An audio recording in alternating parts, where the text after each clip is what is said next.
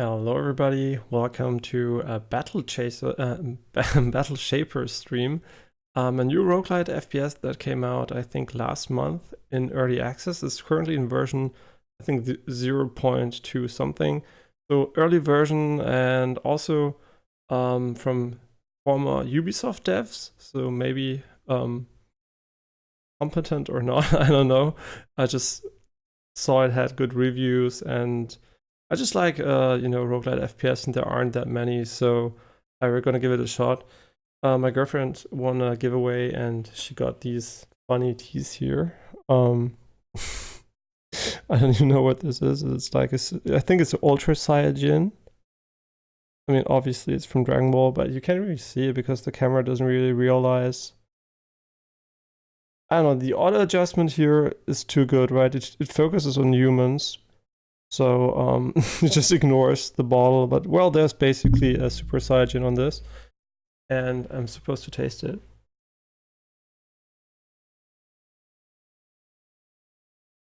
Yeah, it tastes nice. And here there's a second one. This one is a different one, a different flavor. It is. I'm not sponsored, by the way, and I never drank these. I don't even know what the brand is. Organic infusion. I don't know. I mean, the brand, obviously here there's written One Piece, but wait, the brand is Ultra Iced Tea. Okay, I could have guessed because I thought it was an Ultra Saiyajin, but no, it's the Ultra Iced Tea. Kind of made sense with Dragon Ball, but with One Piece, it kind of doesn't make sense. So I don't know about that one. Yeah, it's kind of fun, kind of cute, right? And we even have Overwatch 2 Iced Tea here in Germany now. I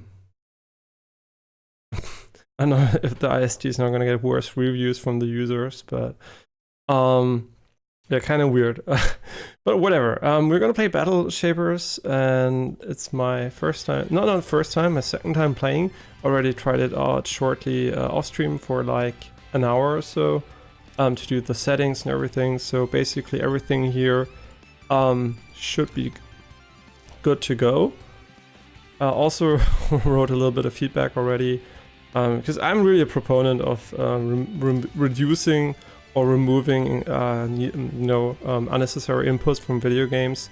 I really don't like to put strain on my body for no reason, and everything that's button mashing and just spamming buttons for an input that you can just basically also hold or do differently, I'm very, very, very much against. And that's why I already told the devs that I would like the pistols to be automatic. And the devs answered that accessibility is high priority for them, so we're probably going to see that in the game. And I mean, might have kind of, they might have implemented it one day anyway.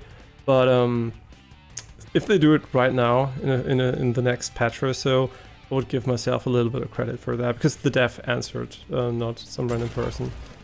Yeah, and so far the first impression is that it's well animated. There is a lot of, love and care.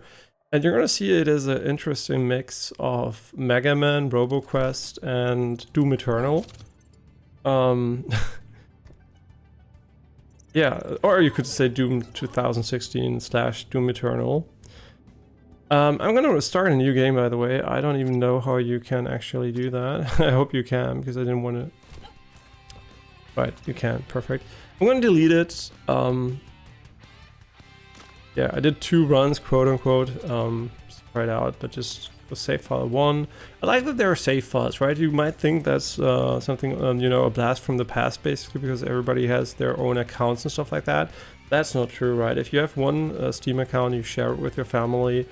Usually you want to have save slots in video games, or it's going to get annoying to manage the save files. Yeah, I'm a big fan of the save slot system that a lot of games I recently played have.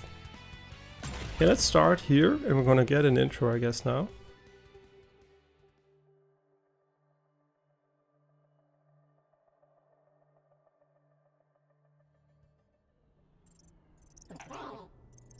New Elysium, the city of 1,000 futures, at least it used to be. Built by Janus and his shapers, it was haven for all, a shining beacon of progress and prosperity. But in a nanosecond everything changed. Corruption spread, chaos ensued. Now renegade shapers, self-titled overlords rule over the once great city. Their sentinels patrol the streets, emboldened by Jan OS's disappearance. But I found you, Ada, a shaper spared from this calamity, a warrior from another time. If anyone can make this right, it's you. I just hope you're up for the challenge.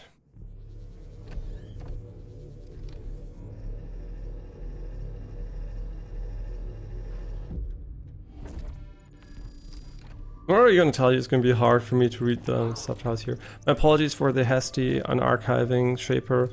Yeah, who's asking? I'm Mimo, and unfortunately I had no choice in your reactivation. You hate to hear that first thing after a reboot. Indeed, it appears that rogue shapers have taken over New Elysium. A few out-of-line shapers sound like centralized problem, no? Well, yes, but all traces of Janus have disappeared from the network. What? You should have led with that. Okay, the reason why it's going to be the Janus missing, I guess this is my problem now. It would appear so. I'm unfortunately not equipped for combat. Yeah, you don't strike me as much of a battle droid. No offense. Correct. I'm just a machine operator. You scout things out, and I'll remain here.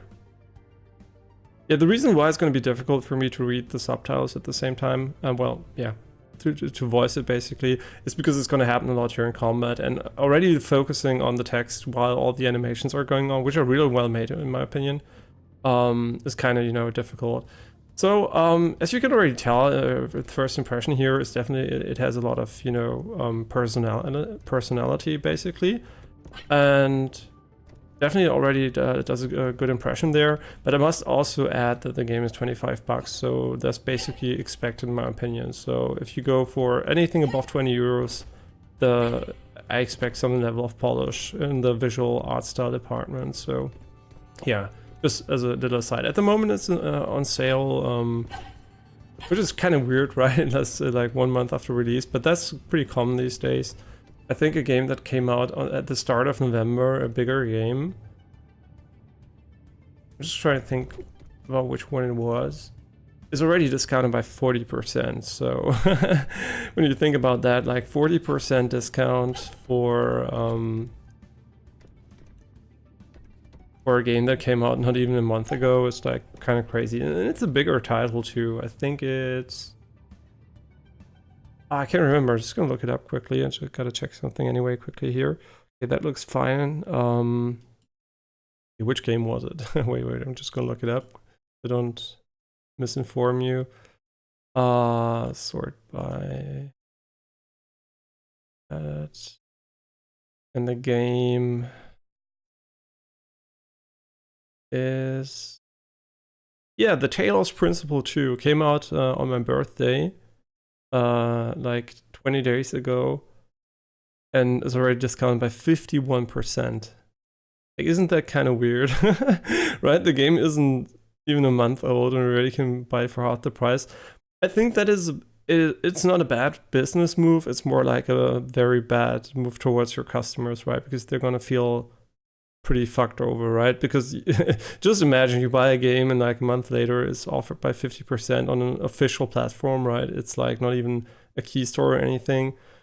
Yeah, I think that is pretty much a big no-no in my opinion when it comes to customer relations, but probably a good idea when it comes to making money, I guess, in the short term at least. Oh, and there's a video game called The Elephant Collection. It's like a lot of Flash games featuring an elephant as main character. I thought about buying it for Janine. I don't know if you would like that. It looks cute. It seems to be a classic Flash game collection that people seem to like. Halls of Torment is also on sale. Yeah, there are a lot of good, there are a lot of good. I mean, this one is really, really well rated, but it's still in early access. I'm kind of waiting on all these, Vampire Survivor clones because they are all good in a way, and I'm just going to talk about that for a moment. There are so many good games in that genre that you might be surprised, right? Usually there is a good game and all the people imitating the game are worse. The reason is Vampire Survivors is basically a slot machine, right? And it's a very proven principle from other areas, and adapting that principle is very easy, which is why I also said if I would ever make a game, I would just start doing a Vampire Survivor clone. I mean, at least before 1,000 clones came in, right? But it's a good idea, right? It's a low effort project and low risk because you can just copy paste so many working mechanics. And that's why all these games get basically good reviews, because it's just a principle that works, right? It's like so basic that it's so easy to copy. There is no nuance to it. I mean, there is a nuance to it. Obviously, there are better ones and worse ones, but it's not like the principle is very difficult to grasp, right? Almost everyone can do it. So really interesting to see that this genre basically has a lot of great games already. And I didn't play a lot of them, to be honest. I just played maybe 2 or 3 of them. And I must say I really prefer traditional roguelites just because it's a bit more nuanced when it comes to gameplay and not as, it's not as much auto battle. And yeah, so I prefer stuff like Hades or something like that. And there's one that's inspired by Hades that just came out, Kill Death or something like that, or Death to Death or something. I forgot what it's called. Well, anyway, there are a lot of good games in the genre, and for whatever reason, the Tales Principle 2 is already on 50% discount.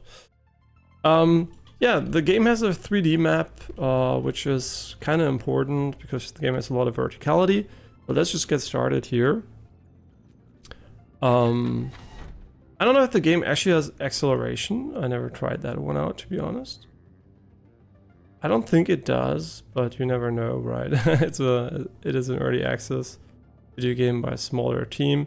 It is very fair also to compare it to RoboQuest, because both teams, as far as I know, are comprised of 25 team members, so it's a small but not very small studio. I mean, 25 is already, in my opinion, on the larger indie side for a development team. Yeah, so the expectations are kind of that it's going to hopefully, at least, quantity-wise, it's going to be a good game. When damaged enough, foes become exposed and glow purple. Punching an exposed foe triggers a takedown, causing it to explode violently and spawn shields and pickups. So this is basically the Doom Eternal part of the game. And what I like, they're explaining every single keyword on the top right side here. Yeah, like exposed, blah, blah, blah. Although I must say the mechanic you're going to see that is not very reliable, and I don't know why. Maybe there's an internal cooler or something. Yeah, here, this is the pistol you have to mash. I really don't like that mechanic right now. He's vulnerable and you can punch him. And okay, I hit him. The punch has a lot of AoE. And that's something I'm also not so sure about, because unlike Doom Eternal, it doesn't lock you into an animation. Basically, you can always punch.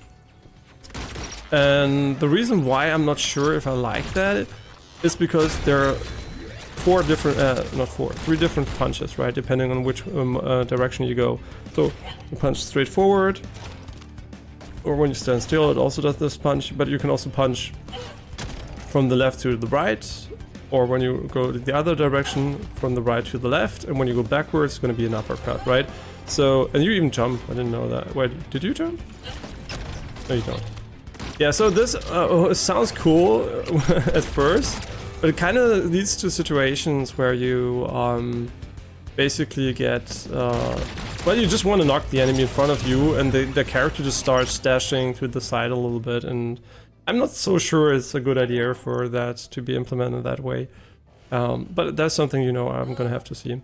That's what I meant, right? The story just randomly pops off, and since it's kind of unfortunately positioned, in my opinion, I don't know, it's kind of hard to sometimes even notice there's something going on. And the UI also is very Metroidvania, like the 3D Metroid, where you have the suit on, or there are a lot of different games that did it by now. That is also something, I'm not so sure if I'm a super fan of that, right? It's not bad, but it's also kind of unnecessary in my opinion, and clutters the screen for no reason. I mean, can you turn it off? I never actually considered that. By the way, vertical FOV, so this is roughly 103. Hey Apricon, everything fine on your end? Yeah, this is roughly 103, so it is a 16:9 vertical FOV. Important 16:9 distinction because some are 4:3 and then it's entirely different. If you ever wondered what's up with that, and they should always put it here, right? Just a little in brackets, horizontal, vertical, and maybe even the aspect ratio. Yeah, so as far as I can tell, you can't really turn off the HUD overlay. For me, that's not so much an issue because I'm really close to the screen, so they're out of my field of view. But I could imagine if you're further away that they get more obstructing. Dying waiting on the OLED Steam Deck. Yeah, right. You wrote that you pre-ordered the OLED Steam Deck. But were you on time with it? So did you order it right away or did you wait a few days? Because depending on how long you waited, the chances that you're gonna wait pretty long are very high, to be honest. So,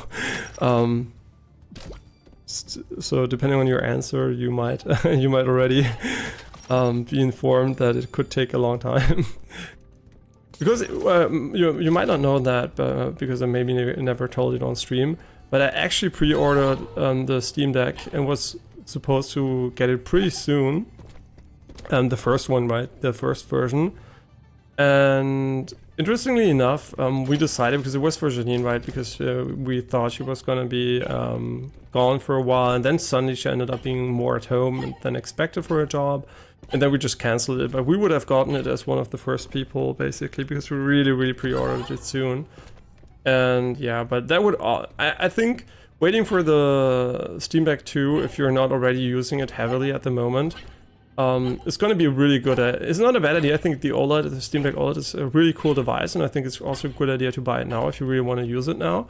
But I think what it especially is cool about it is it's basically a confirmation that the OLED, the Steam Deck 2 is going to be amazing, right? Because they already fixed so many flaws, and they just basically have to upgrade the hardware by now. So yeah, it's an easy win for Valve at that point.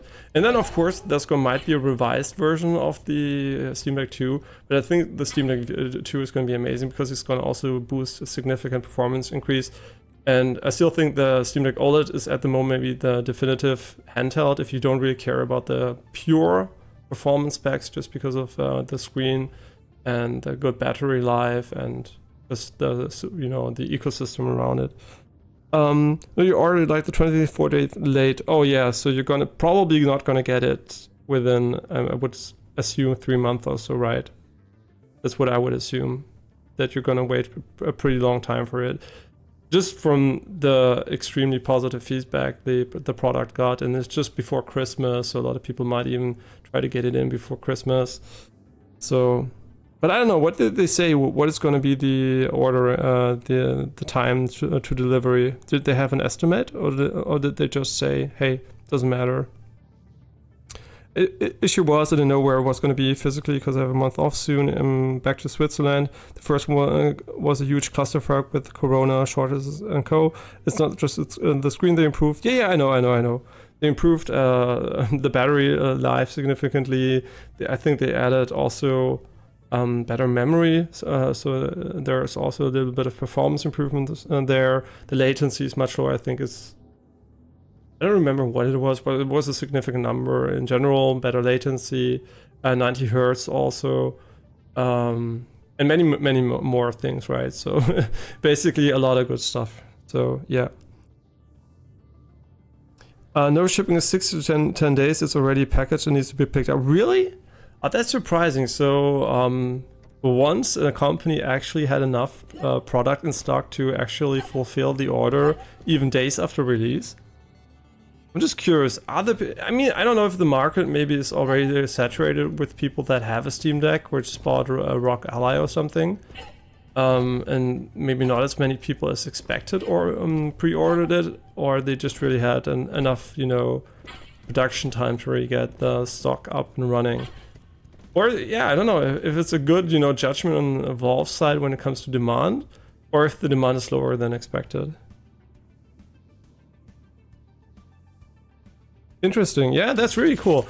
I mean, that's really cool and smart before Christmas, because now you can sell them like, you know, hotcakes, right? It's Christmas and you can just get one in. And yeah, the part I don't like as much is that the cheapest version is the non-OLED version now. And some people that are not well informed might actually pick that up by mistake, and they're gonna regret that probably, because it's just like very, very worse, right? It has a worse price to performance ratio in my opinion, even if it's $100 or I mean more or less, but you know, it's really not worth saving in my opinion. US, Canada, and EU, yeah, sure, yeah, worldwide is always with an asterisk these days. Yeah, I don't know. You know, I consider it for Janine because also recently she asked about playing games on the go. But I think waiting for the Steam Deck 2 and the Switch 2 is kind of... I think, you know, Switch 2 is pretty soon. And buying that one's going to be great. And Gesundheit. And then I think... just, you know, when the Steam Deck 2 comes out, it's going to be a really good fit too. So I think my plan is basically Switch 2 into Steam Deck 2 for the travel stuff. And I kind of forgot something. Sorry that we're not playing the game, just talking about it. And it happens, you know, right? Didn't stream for a while. You're going to keep your LCD one too. Modded it way too much to sell it to some ungrateful local. We can't appreciate it.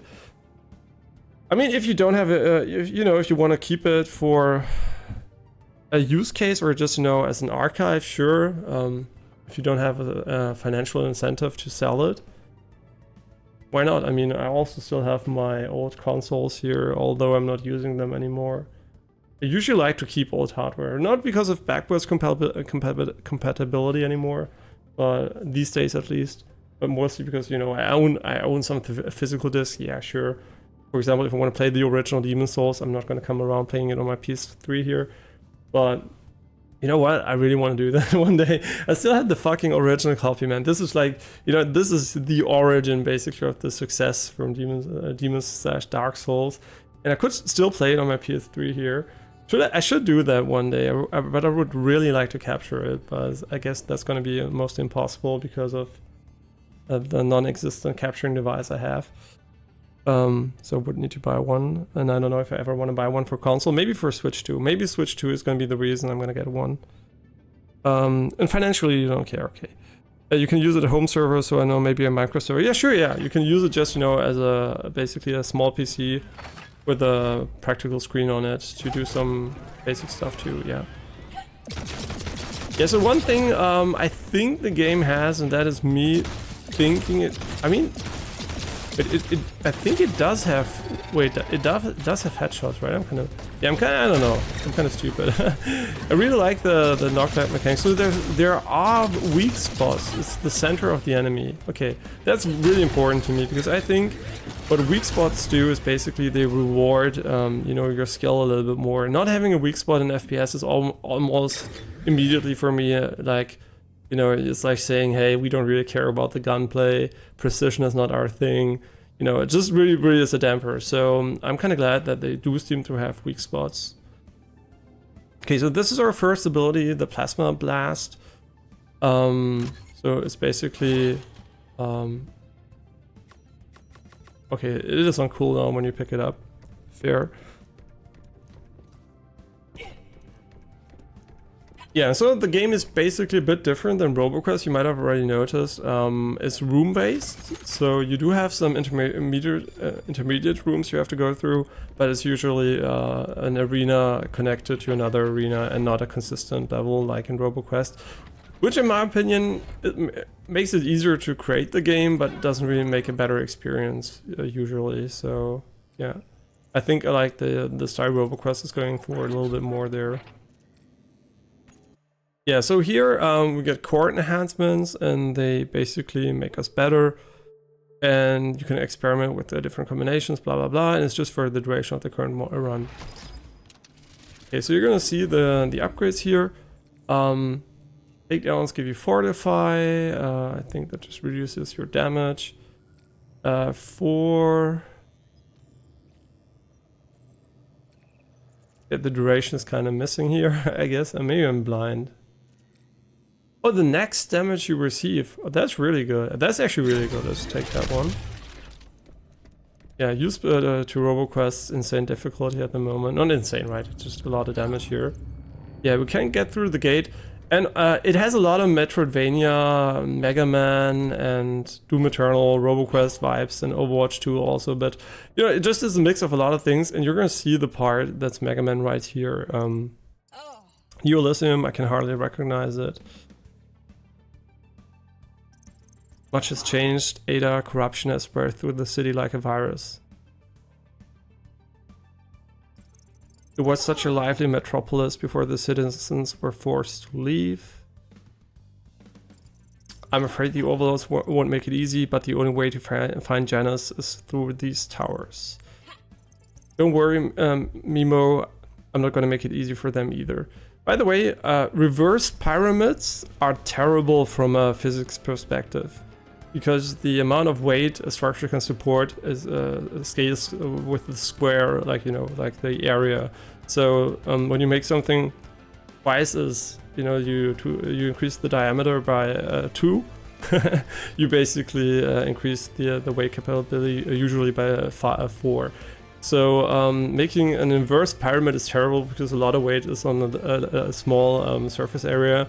So it's more like a, you know, architects jerking off to their own creation, but not really creating something that's inherently useful. That's also why you see, like, the tallest buildings usually start off very, very thick and get thinner and thinner towards the top, not vice versa. I mean, it's kind of logical, but still in this game you had a lot of reverse pyramids here. Okay, here, and we'll also get the Steam Deck too. Yeah, that makes completely sense. The economy needs to boost. All money you don't spend now is going to get eaten by inflation anyway. So spend. No, no, I'm not joking. Actually, holding onto cash is not a good asset at the moment. Let's say it never was, right? Yeah, just imagine you were back in the, I don't know, 80s and you invest into the S&P 500 instead of holding onto your cash, just like a few bucks, right? You would be super rich now. Which is crazy, right? You could really hold that against our parents, that they kind of missed out on such an obvious play, but maybe back then it wasn't as obvious. In hindsight, it's kind of easy to see that. Okay, so here, Overlord influence. Overlords obtain special powers every time you face them. These powers influence the types of foes, traps, challenges, and retaliations they will use against you, and the tower they control. So basically, this is the Megaman. Is it Megaman X that did that for the first time? But basically, I don't remember actually. I think even the Game Boy games did that, right? The Megaman boss selection, basically. I actually don't know. I'm just gonna go with the Wind Magistrate, right? And you can see what he has. He has boss powers. Will often retaliate by deploying tornadoes. Command Arbiters. Arbiters will be present throughout the tower. Drone bombers will be present. And barriers will be present. Crippling gas. Noxious fumes that slow your movement. What? Oh, in addition to that. Great. Okay. So wait, this is basically the power hazard, and these are the boss powers, which are so this is related to the biome, and this is related to the boss in the biome. So they're gonna have cool combinations, and I'm a really big fan of that because this is really a novel mashup of genres that we didn't have so far, and I think that's really cool to see, right? All these games mixing it up and trying out stuff here. One thing I already noticed off stream was that the game has pretty long loading times.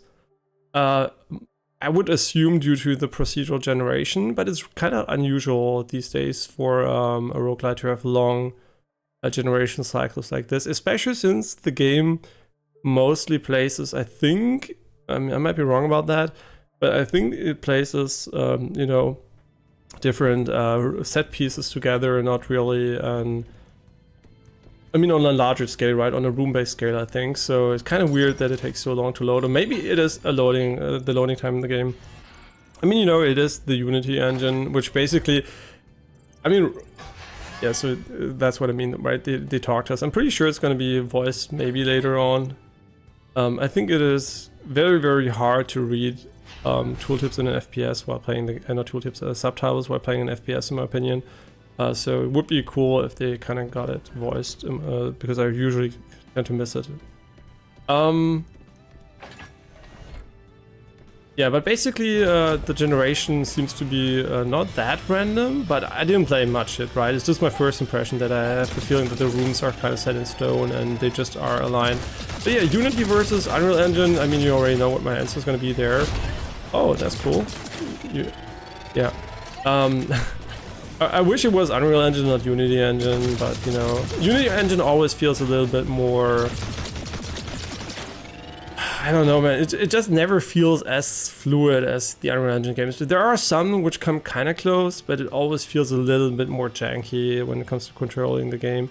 I just wanted to check for an FPS now, so I have an FPS limit of 240 Hertz here. The performance, I don't know. I don't think the game has an FPS counter, and I don't have one enabled at the moment.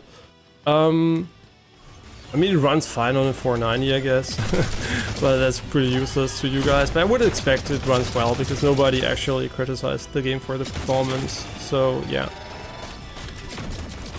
Interesting, so there is a weak spot, but it's not the head. That's really interesting. That's something Borderlands did when you had the robots there. And I'm not quite so sure this is a good idea. Usually, you know, I mean, maybe it is the head, right? Their head is there. So maybe I'm wrong, actually. It is the head and it's just like not where it usually is. Interesting.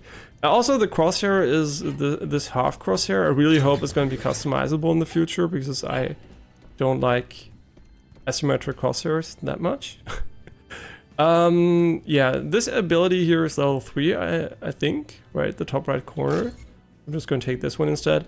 It does echo waves. I have no idea if that's actually good or not. And the minimap is really good because it actually shows you the important upgrades, which is, in my opinion, very important because it makes the flow of the game a bit better. What I don't really get is why it is so transparent, right? So in my opinion, it could be a bit more crisp and less, you know, yeah, less transparent, basically. Yeah, it also has these sections. Now you might be, yeah, you're just walking. Isn't it kind of boring? I can't sprint at the moment. Since I already played it a little bit, I can tell you there's gonna be, I have no idea what this does, by the way.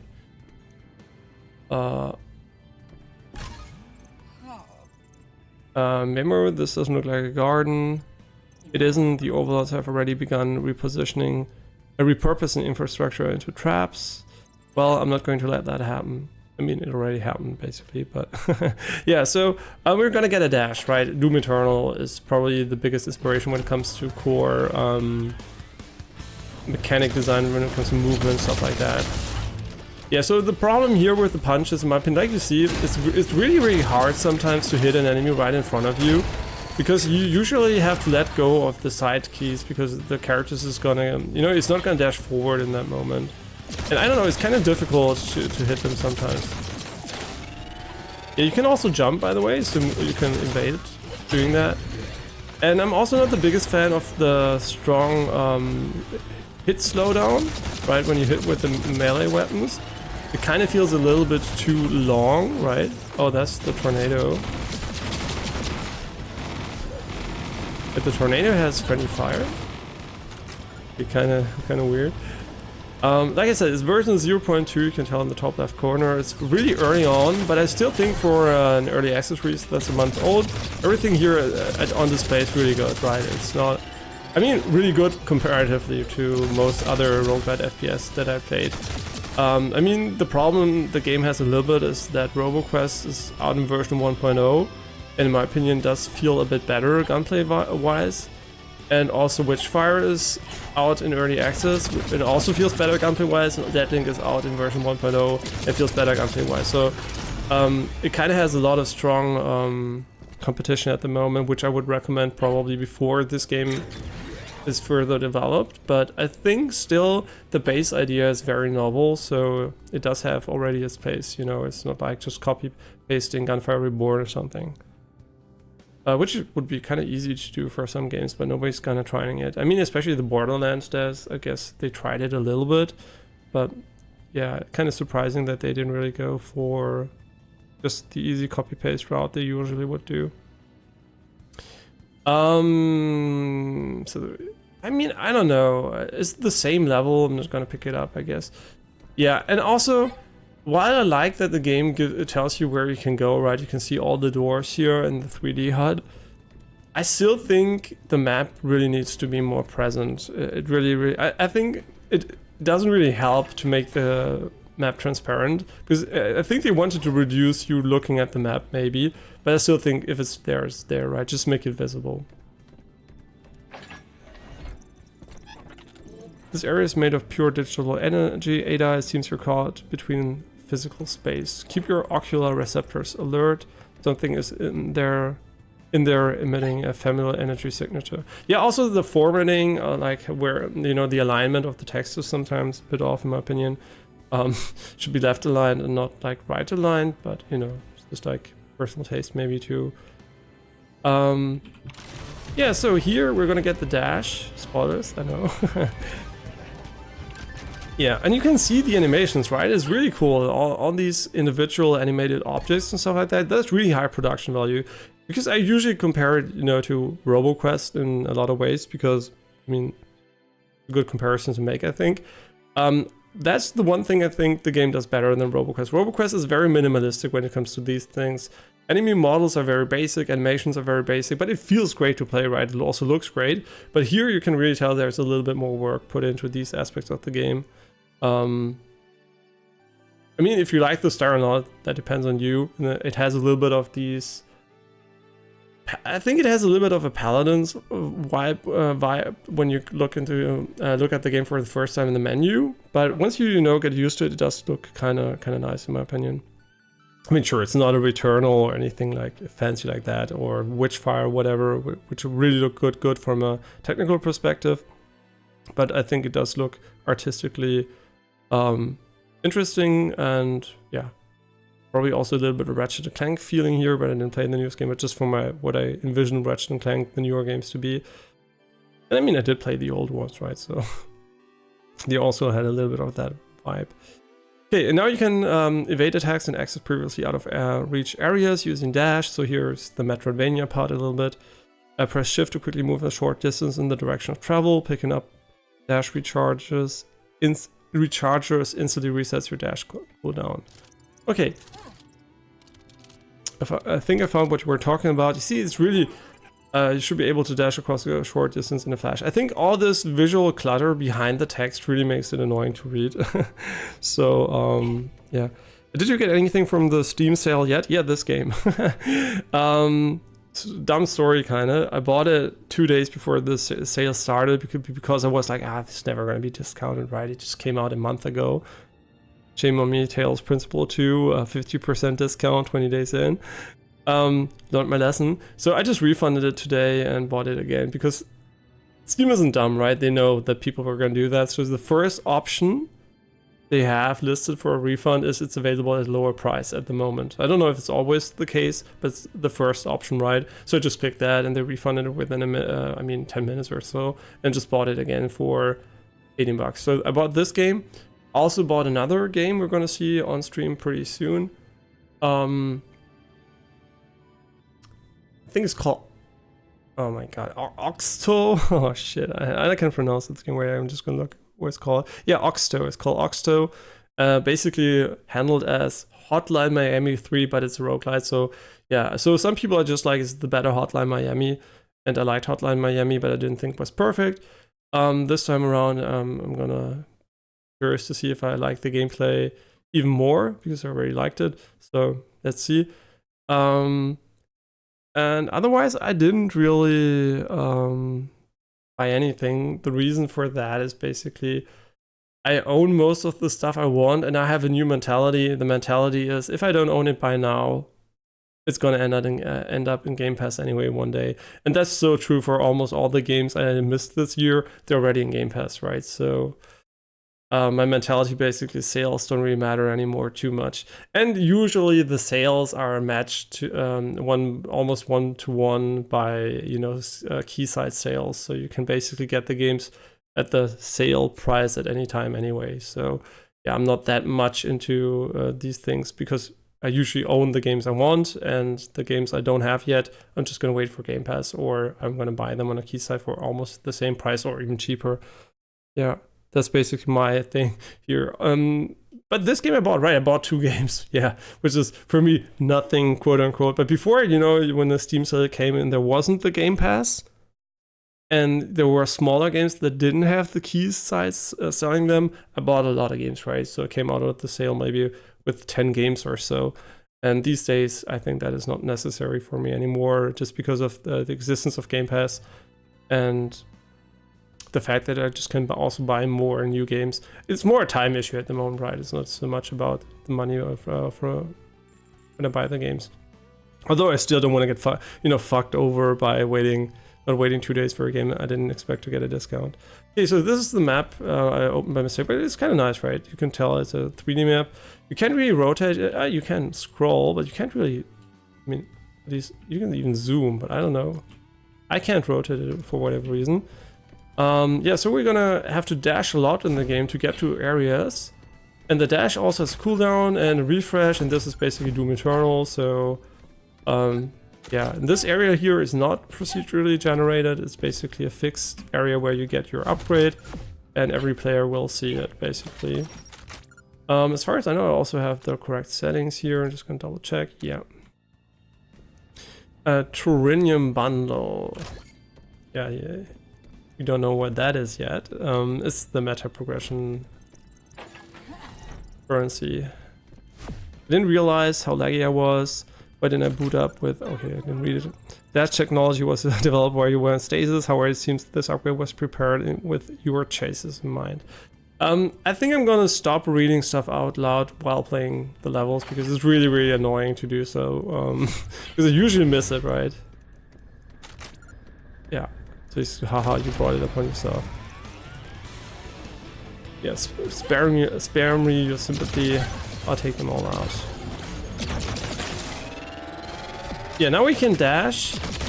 Today the game kind of runs worse, and I'm wondering if that is because of the streaming aspect. Maybe Unity doesn't handle streaming that well. I actually don't know. It does feel a little bit worse than last time. But I think the game also has some kind of... I don't know what it is. Some games, some enemies here, when you look at them, they really get blurry. And I'm just curious if there is some kind of motion blur. And there is not a motion blur option. Interesting. Yeah, that's definitely... Either it's off, which would be great, or it's not non-existent. That would be kind of unfortunate. Yeah, you can only turn it to low too. Because I feel there is a lot of motion blur on the enemy animations, and just feels weird to look at them sometimes, right? They just feel like they're not very clean and visible. And like I said, I just blame the Unity engine for that, because it's pretty ass in many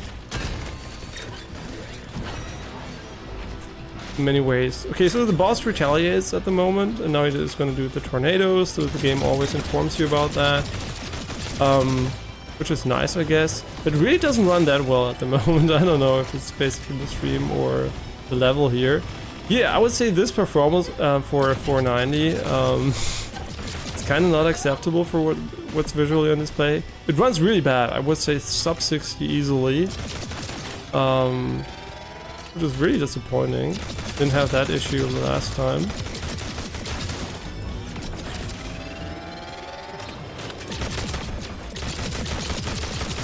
But it's fun, right? It is fun, but this is kind of a red flag for me that it does run a little bit bad here. Sure, we could also turn it down. Oh my god, we're gonna die here. I never died on a level, actually. I only died on the boss so far. I think it's mostly because I'm too dumb to do the finisher here. We still died. Okay, interesting. The performance is really bad. That's kind of not nice. I wonder why. Why is it so bad? I think we should enable an FPS counter here, to be honest. In the interest of giving you an impression how it runs, because it's really hard on Twitch to tell how things run. By the way, today I watched Twitch again on my TV while I'm riding my bike, and yeah, you know, the upscaling, AI upscaling really works for bad bit rates, right? It looks so much better than when I watch it here on the screen. So, and it was really close too, so really does a good job there. What I'm looking at memo is the Cypher Cloud. I completed it while you were away. Yeah, I just skipped it. I'm sorry, I didn't want to skip it. The Cypher Cloud, your Cypher Cloud is now available. Use it to spend Turinium and permanently unlock new weapons, abilities, and talents for all subsequent runs. Once decoded, weapons and abilities may then be found in runs as room rewards and inside shops. It's basically, you know, like, I think I will cite Dead Cells for the first game to do it. But it's basically the room where you can see the upgrades, and a lot of them aren't unlocked yet, right? So we're also going to get a little bit more currency here. Your latency is also worse. Is it 11 seconds? Usually like 2-ish. Yeah, maybe the game just overloads some aspects of the graphics card. I'm just going to look. I didn't drop a single frame though. Yeah, I don't know why it's 11 seconds, to be honest. It would be interesting to see what it is on YouTube at the moment. If it's also that slow. But I'm just going to quickly turn on the performance overlay. I think I'm going to try the Steam one. So I'm just going to quit out here quickly. Because you might be able to see that the NVIDIA one doesn't capture unless you're in full screen capture, which I don't use. So I'm just going to hope the Steam one does. You can actually see it.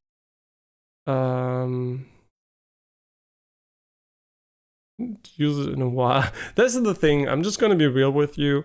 Since I have fast PCs, I hardly check FPS anymore. Unless it's visually really like annoyingly impairing, I usually just crank up the games and play them, right? There are a few games which really start to stutter and then I investigate.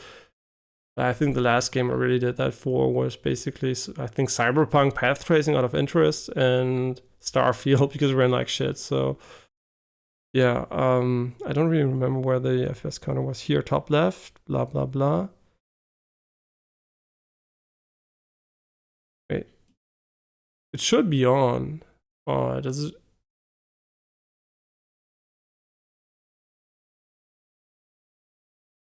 Wait, it should be on. But it isn't, so maybe it doesn't work. Maybe it's DirectX 12 again. I don't even know why the Steam doesn't have a FPS counter that actually works with DirectX 12.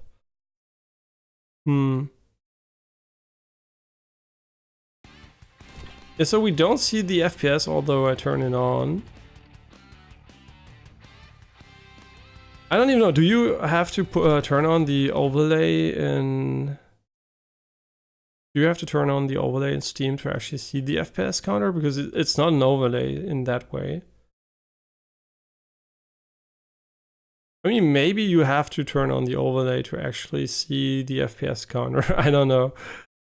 It should be top left, and I mean the Steam always changes the options, so it's kind of really crowded in here by now. I mean, I like that it has a lot of options, but if you didn't use it for a while, it's kind of weird. What's also kind of weird is when you're in the option menu that it basically cuts off the edge of the square button with the rounded edges. I think that's kind of weird.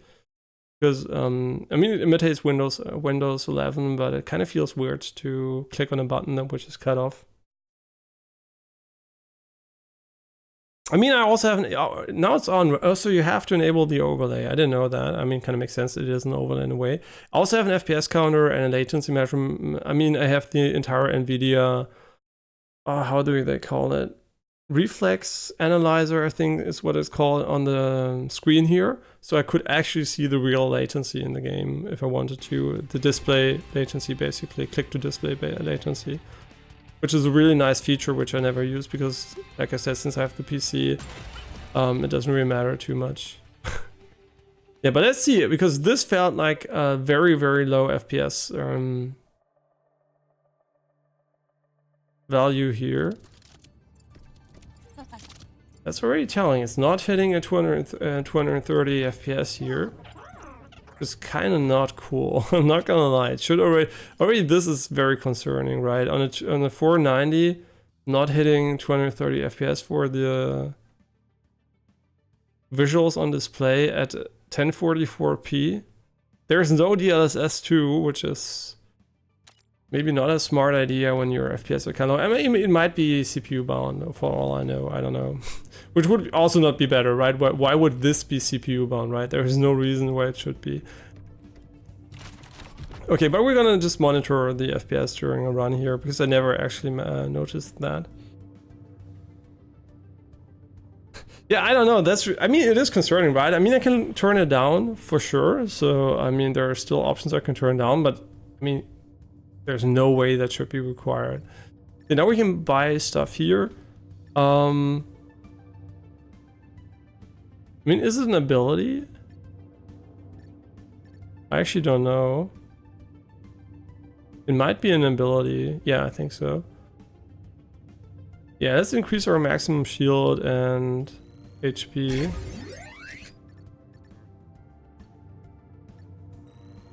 Yeah, hardly have any resources here because I fucked up.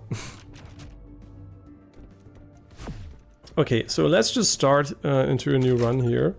And let's see how the FPS changed. Because it was basically only the second level, right? In the first level it didn't feel that bad.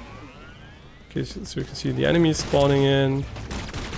I mean, let's be real, it's 160 FPS at the moment, but looking at the enemy, it doesn't feel like 160. Something about the enemy motion blur animation. Look at this robot, right? I don't know if you can see it on stream, but when it moves, it completely blurs, right? And I think it just has per object motion blur, which is kind of something I really dislike. We have enough motion blur on display anyway, so yeah, let's go for maybe a low I hate doing this because it really usually fucks everything. I think they're still really blurry.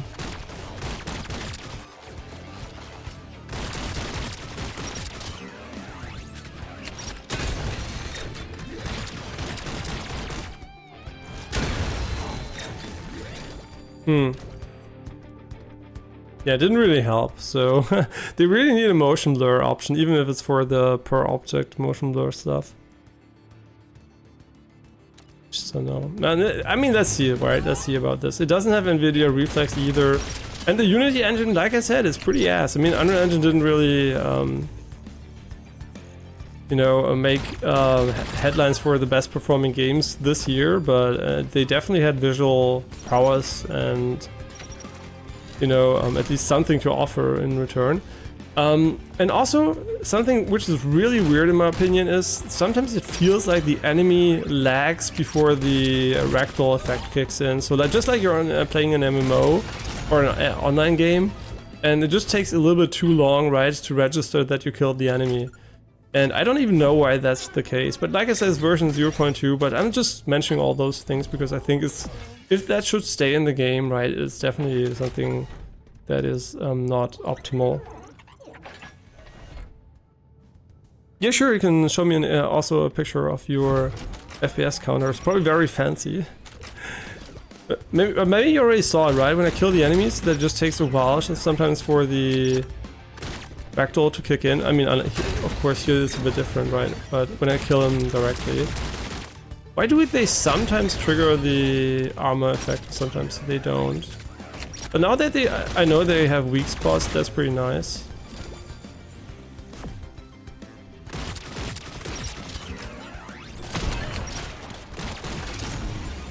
Otherwise, you know, it's fun, right? The reason why I'm playing it on stream is because I decided it was fun enough to actually show.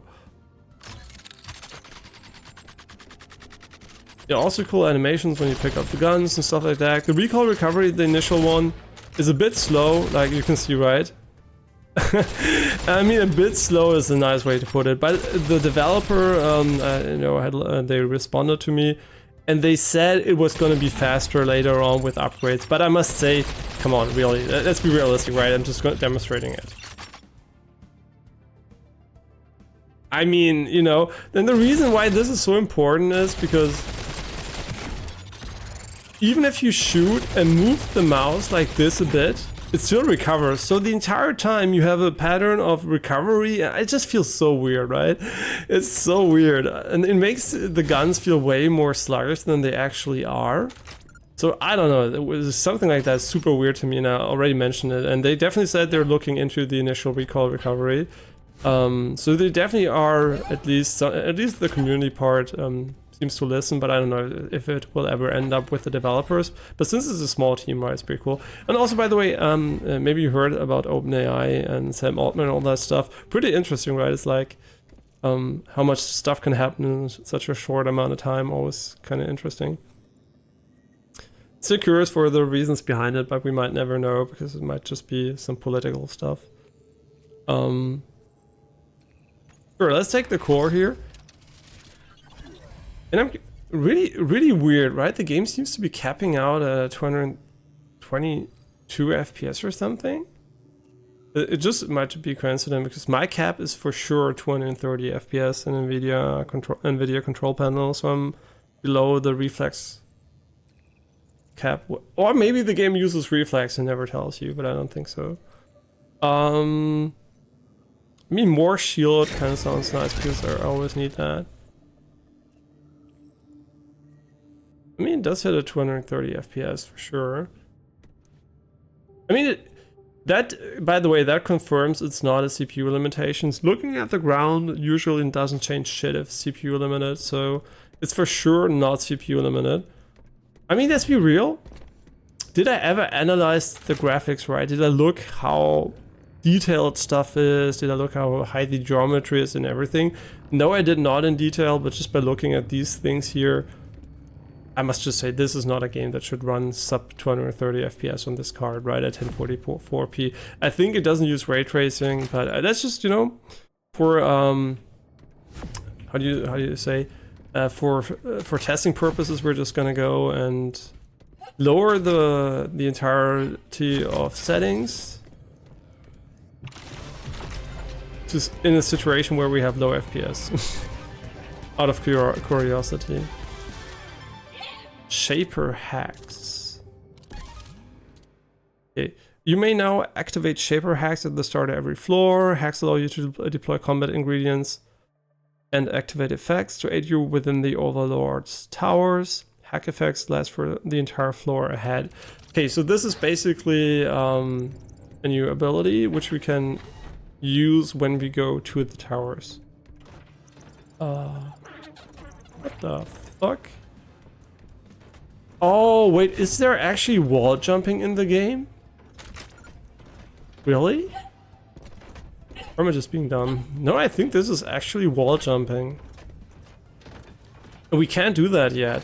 Oh, that's really cool. Maybe this game is kind of sick when it comes to these progression things, because I only played a little bit, right? My first impression was very, very limited, and I was kind of bummed by the fact that it didn't have headshots. When I was tired, right? It was late. I had to pick up Janine from the train station, and I kind of was also in a rush, so maybe not the best first impression from that perspective.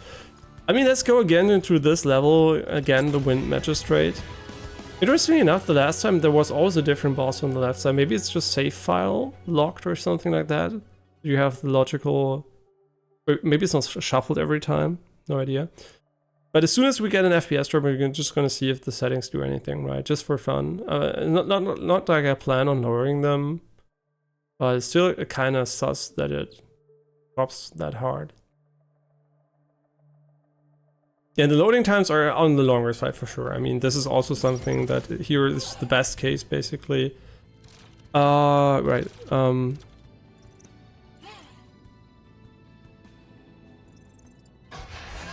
I mean, Fortify kind of... I mean, both of them sound okay. I never use these things because I tend to be too lazy, you know, right? I mean, you can just pick them up. Oh, that's good. I thought you had to interact. with them. Okay, so I'm just gonna open this door and hope the FPS plummets really in the next door, right? I'm just gonna open the next door and let's hope we can somehow drop the FPS. But I really like the style, right? It really has a very colorful and unique art, you know, color palette and style, so it looks kind of interesting. Right here, that's what I was hoping for, just a complete destruction of my FPS here. Okay, we're 180. Let's just emulate. We have a shit PC. We want to get everything as low as possible. Please don't change my FOV. Textures are a medium, post-processing low. Okay, this is just the worst case, right? Yikes. That's not good, right? Just checking. Not a CPU bottleneck. Not a CPU bottleneck, right? Low settings. Not hitting the 230 FPS. I mean, the difference is way too small for low to max, right? That's not okay. Something is not right here. And I don't blame the devs instantly because I think the Unity engine is kind of trash often. But Genshin also runs fine, so I guess maybe it's a mix of I hate the Unity engine sometimes, and I don't know, man. I don't want to, you know, it's an early version. They really have to fix that. That's not acceptable. It's interesting. I mean, most people probably don't complain because they just hope for 60 FPS. And if the game doesn't scale, right, maybe it doesn't scale with graphics cards either. So maybe it runs almost the same on a 470, 360 or whatever. I don't know. Just kind of weird, right? Maybe it's one of these City Skylines moments where, but isn't City Skylines also a Unity game? At least I'm almost 99% sure the first one was. The second one I have no idea, but probably it's also Unity, right? I might be wrong, by the way. I might misremember. But maybe this is basically the same thing again here. Yeah, let's leave VSync off here, limit FPS, blah, blah, blah. I mean, does limiting FPS do anything for us here? Nah, it's not like a bug, right? I was hoping for a bug and... Wait, did it just jump up? Wait, what the fuck? Did we just get more FPS after removing the limiter? Just curious, maybe it's a bug, right? Nah. It wouldn't make any sense, right? That would just mean there is a bug with the limiter. I mean, it looks cool, right? I like the style. I must say I've never seen this type of structure or something like that, so it doesn't feel like I've seen it 100 times, right? But the FPS is not fine. I mean, this is not the moment where I said it didn't run fine, right? This was still acceptable, but not perfect, right? I was already like, it kind of feels not that great. And of course, I have to mention I'm streaming 2 streams simultaneously, YouTube and Twitch, so maybe there is an issue there. But you know, all the games we played since then ran fine. So Lords of the Fallen didn't have any issues, and all the other games, RoboQuest didn't have any issues. And also the 390 has 2 encoders at 490. Has 4 encoders. Okay, I can't talk anymore. Has 2 encoders, so it's very efficient, and it can also easily do 8K 60. Not easily, but it can do 8K 60, so 1044p 60 plus 1080 60 should be within, you know, reason for the cards. So, and we don't drop any frames either. Frames. I'm sorry, I can't talk anymore today. I'm just gonna double check something quickly. Yeah, this seems to work out okay. That also seems to work out okay. Just checking, right? Okay, this also seems to work out okay. Also don't know why resume is grayed out when you pause. Kind of weird. Yeah, and the chest, you know, the game likes to put rewards a bit everywhere. So after coming from RoboQuest where everything's minimalistic, right? RoboQuest really doesn't focus on these things too much, like putting loot everywhere. This game kind of goes the route where there's a lot of loot in the levels. And I must say I'm not the biggest fan of when it comes to that, because it basically forces you to spend more time running around in a mostly empty level because the enemies are dead and looting stuff, which is not my ideal game flow, right, for a roguelite. So yeah, that's kind of a bit maybe unfortunate. Yeah, and like I said, former Ubisoft developer, so also got a Ubisoft Indie Award. I don't really know what that means, right? If they've kind of co-founded the or funded the company or anything. The FPS are not okay. That's not fine. I really have to check this off stream. Maybe it's also the combination of viewed here. But dropping below 100 FPS is kind of almost a joke, right? I mean, this game could have come out years ago with these graphics, so... Wow, we just hit 69 FPS. So I wasn't imagining things, right? If I was high on copium, maybe. No, seriously, the FPS are so bad. Is it this room, maybe? Jesus Christ. Yeah, I can't recommend the game at the moment if I see this, right? This is a huge red flag. Maybe I need to upgrade my drivers, but I usually keep them up to date, so... It would be a very weird coincidence. But it's really fun too. That's really annoying. Why does it have this issue now? Yeah, that's crazy, man. We're at 60 FPS on a... And it's for sure not CPU bound, too. I mean, CPU I would kind of get if it's bugged or something. Wow, that's insane.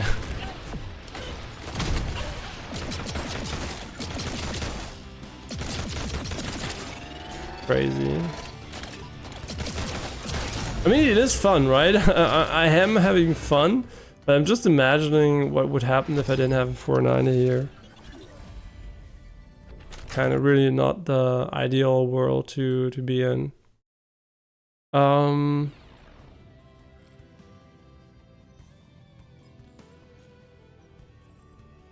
45 is kind of cool. I like it. Man, the FPS are not okay. I really have to check it after the stream, how it runs when I don't stream. I think it's not fair to the game to compare it while I'm dual streaming, but... Then again, other games don't have an issue with it, so... Yeah, but just out of full, right,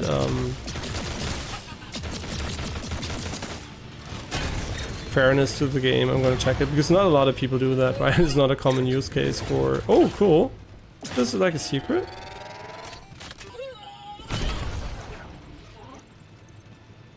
Oh, that is great. They told me I can't go there yet. That's cool. That's cool. Because I was like, I'm pretty sure there is something there, like 99% sure. But it could have been for later, as it looked like a secret, so I was kind of confused. But the game tutorializing that in such a way is really good, in my opinion.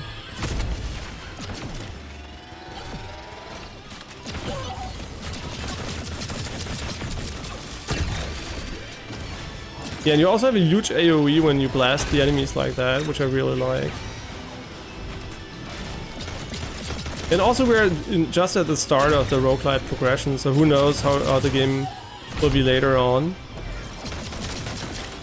But the FPS, man, I just can't. Like, seriously? Are we gonna hit sub 60 here? This looks like a potential sub 60. No, not enough action here. I mean, that's like, whoo. Yeah, and these enemies are really cool, by the way, because they run away and spawn enemies, which can be really annoying, but since you have a map, right, it's not that bad. I mean, I haven't played a game that ran so bad in a long time. I kind of feel bad that I didn't notice that, or it didn't happen recently.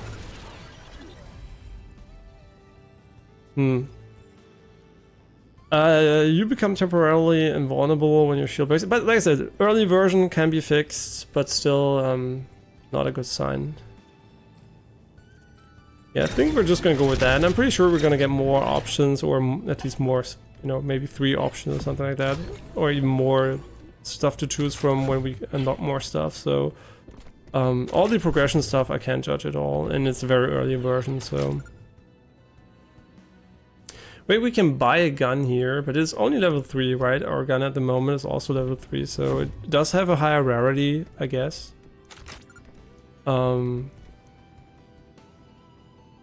Return to junction. Oh, really? They're... Interesting. Wait, is this the way back? Oh, there's fast travel in the game. Really? That's cool. I like that.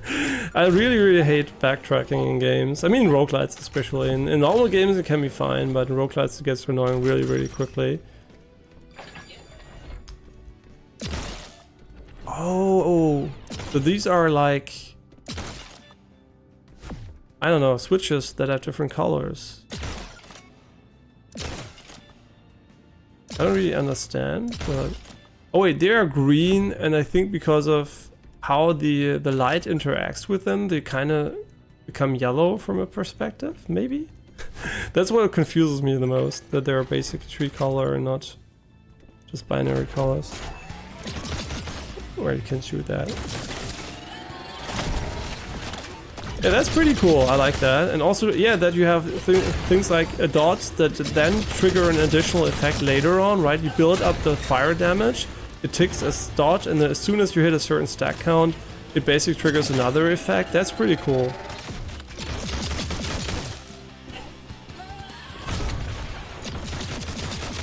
I don't know if my... Yeah, it does hit the flying enemies.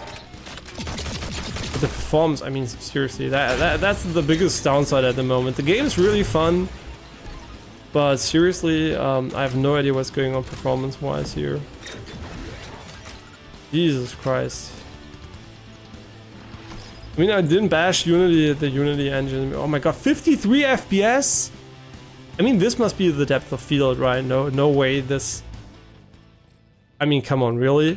Can I take a screenshot here? I'm just gonna make the post quickly here. Because it doesn't matter if I'm streaming or not, it shouldn't happen, right?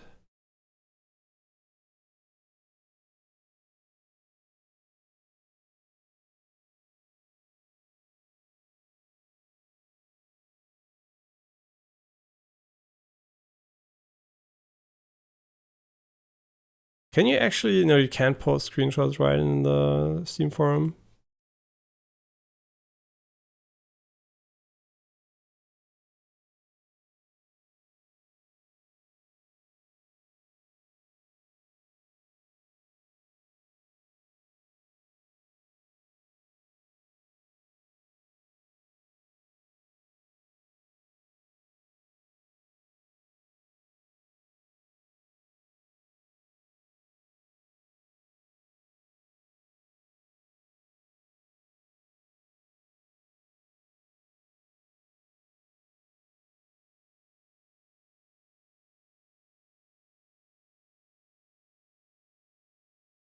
Yeah, that's kind of really a bummer.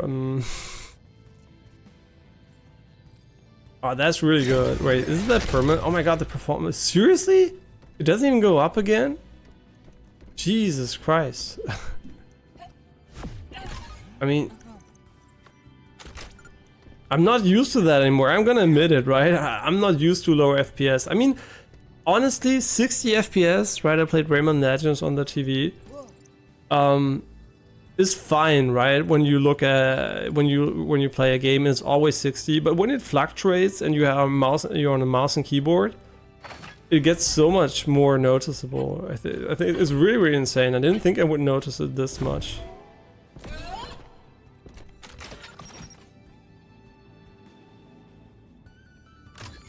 Especially since the game never really feels super smooth. Yeah, this was the room, right, that made us think about the FPS.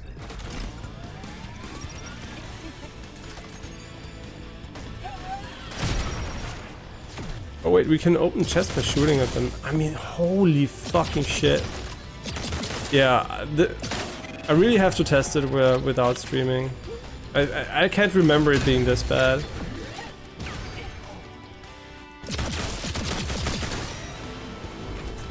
Should we restart the game maybe? Wait, we did to to put on the FPS counter, right?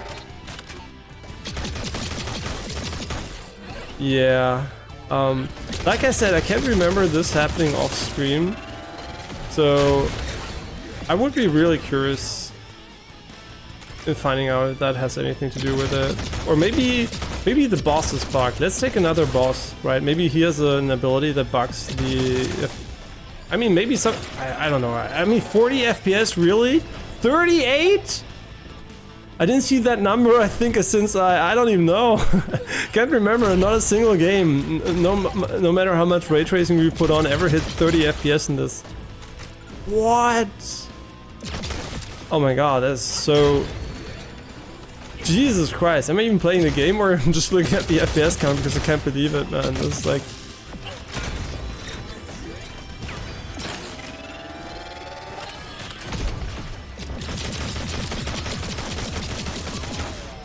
I'm really sorry for that because the devs seem really nice and the game is really fun, but that's like kind of...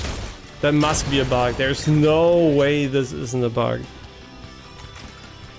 No way. I mean, no, it can't be. It can't be. Nobody would ever make a game that runs this ass. And especially, you know, the Steam reviews are positive, so it can't be. It actually fucking can't be. There must be something wrong here, which is not typical. I mean...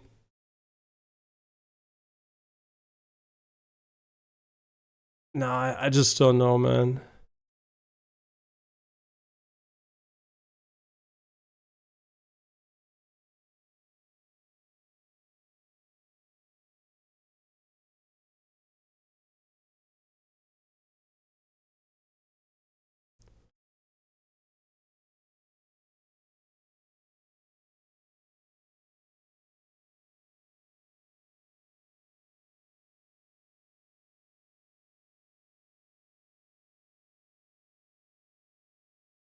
Yeah, so I'm just gonna check quickly. There's no driver update, nothing. Yikes. Yeah, so I wouldn't really blame the game for that. I mean, I would blame the game obviously for that, but I would probably not expect it to run this bad on your PC, to be honest. I don't think the Steam reviews would be this positive if this was a normal thing. And also yesterday I didn't have it, so... would assume something is going on maybe with OBS and the game. I mean, we're not dropping any frames either, so no, everything's fine here. I mean, I have no idea actually. I mean, let's be real, encoding a stream will never drop your FPS from 200 FPS to 30, never. So that literally, even if it does cost 5 to 10%, which it doesn't probably, it still will never hit this though, so... Yeah, something is not right here, and I would not assume this to be inherently flawed as a game, right? I think something is not right here at the moment. I really like the jumping ability, but we already had the pulse echo waves here, or we could go for the core enhancer. I'm gonna go for the pulse grenade because we didn't have it yet, but this really does make it very, very...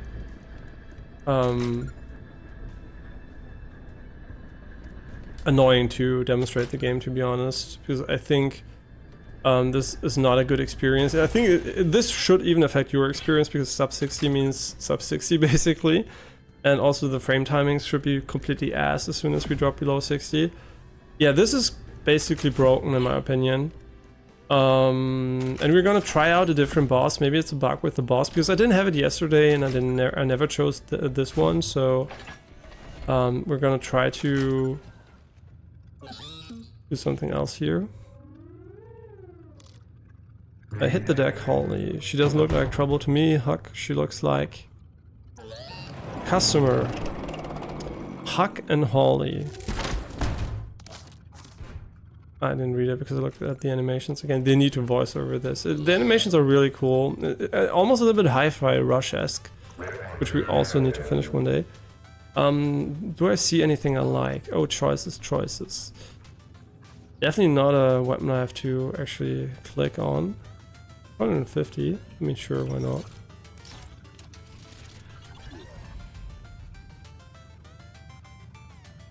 Yeah, sure. I'm just gonna buy stuff here.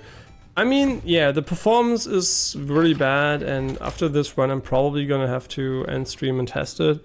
I'm just gonna, out of completion reasons, I'm just gonna try to do the boss. But this is not a fun experience with these performance issues. I mean, yeah, 1 FPS, whatever. I'm really sorry that I can't demonstrate the game in a normal fashion. It's unfortunately really disruptive. And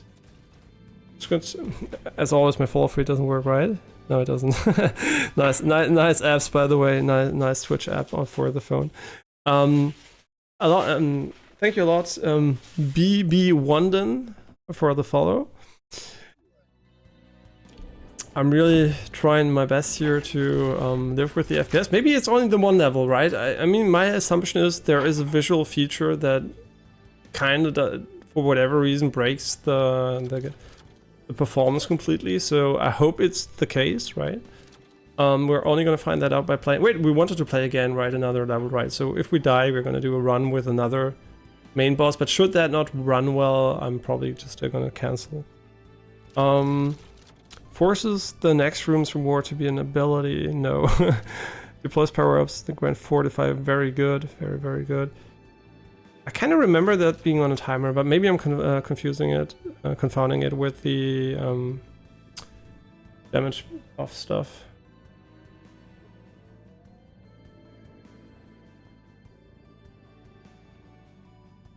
Wenn du willst, mach halt an, ja. Ihr kannst ruhig anmachen, wenn du willst. Okay, reduce the next time, blah blah blah, deploys explosive powers, then perfect. I think we're just gonna take this one because it's easy to use and it should be fine. Yeah, it runs way better here. It might actually be just the one level. Yeah. Okay, never mind, just back to almost half the FPS here. Yeah, I really hope it's something that has to do with the ability from the boss.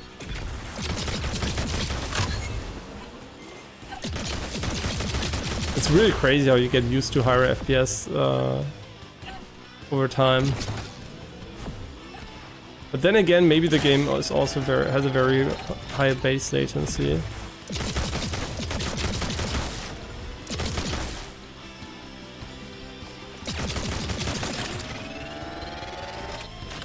Also, not the biggest fan of the size of the damage numbers and their placement, especially when you shoot flying enemies. As you can see here, you can hardly see the enemy. That's also something I would tweak if I was developing the game. Would make them either float higher or a bit more transparent and smaller. But maybe that's just a bug with the flying enemies. So I'm just, it's like version 0.2, so I don't want it to be too hard on the game. But still, I mean, they want $25 now for it. They didn't choose to sell it for, I don't know, 10 and then increase to 25 or something. So I'm just, evaluating basically at that price point. Which in my opinion is fair, right? If you sell a game, you sell a game, right? And hope you don't hear the television too much in the background.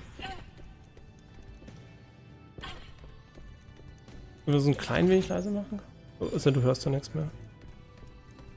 Ja, so passt.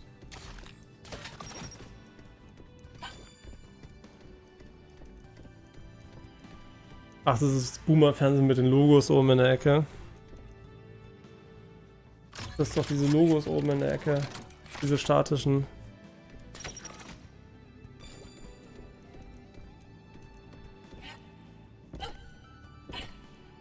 Ja, klar. Oh. Trotzdem schlechtes Design.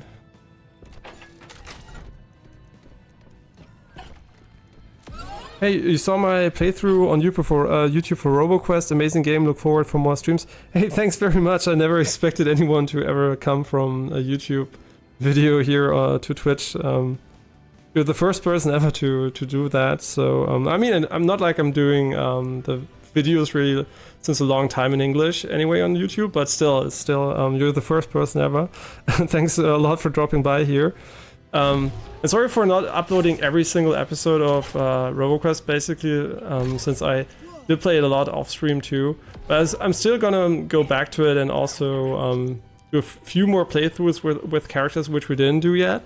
But basically, off stream already S-ranked all the classes because it's one of these games where I like to listen to stuff in the background or to music or something like that. So it's basically like a flow state game for me. But usually it depends on the type of game, how much we're gonna play it on stream. Roguelites, unfortunately, sometimes if they're not story-based, I tend to also just grind them a little bit off stream too. Thanks a lot for dropping by, it really makes me happy, and like I said, you're the first person ever to do it.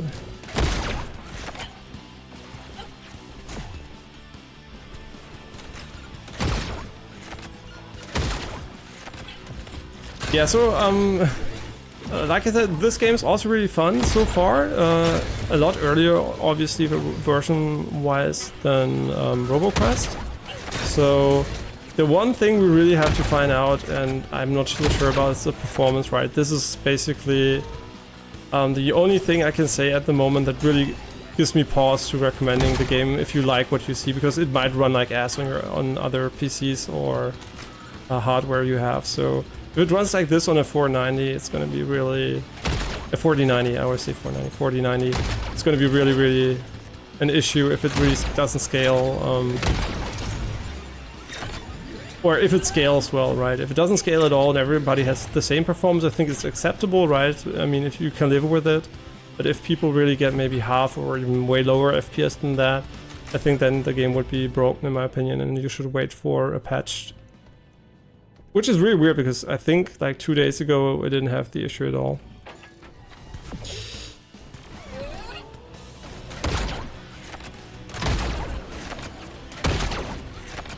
Yeah, we should use the ability more. I don't like it that much, which is why I kind of stopped using it. He's doing retaliation again. And this kind of feels more like a mix when you know, between Gunfire and RoboQuest and Doom Eternal, and not as much as FPS based, like skill based maybe as RoboQuest. It's more like maybe for people that like Gunfire only, which is kind of cool because I think if you like Gunfire but you don't like FPS, you can't play really Deadlink, you really can't play, I mean, you can't really play Witchfire, you can't play RoboQuest because you really have to aim in these games. So I think another game where you don't have to aim that much is kind of also cool for people who just like to casually do builds but enjoy the shooting mechanics of FPS in general, but don't care too much about headshots and movement and stuff like that. Your playthrough was very insightful, how you talked about it's more skill-based than just charging in and blowing everything up. I'm glad it kind of helps. I usually tend to talk a bit too much, I think, but at least I hope it's somewhat helpful because it gives a bit of insight into my perspective, maybe why I like or criticize games or what I like about the game compared to other games. Because a lot of people, not a lot, but some people just come from Gunfire Reborn and here RoboQuest is such a great roguelite FPS, and calling both of them roguelite FPS is completely fine, but they're very different, I think, games when it comes to what you can enjoy in them. I think both are great games, but very different, so I usually emphasize that when I play RoboQuest or a similar game to a very, very well-known game. I think Gunfire Reborn by far is the most successful game so far in that genre. I think it has over 80,000 Steam reviews or something like that, so most people will come from Gunfire.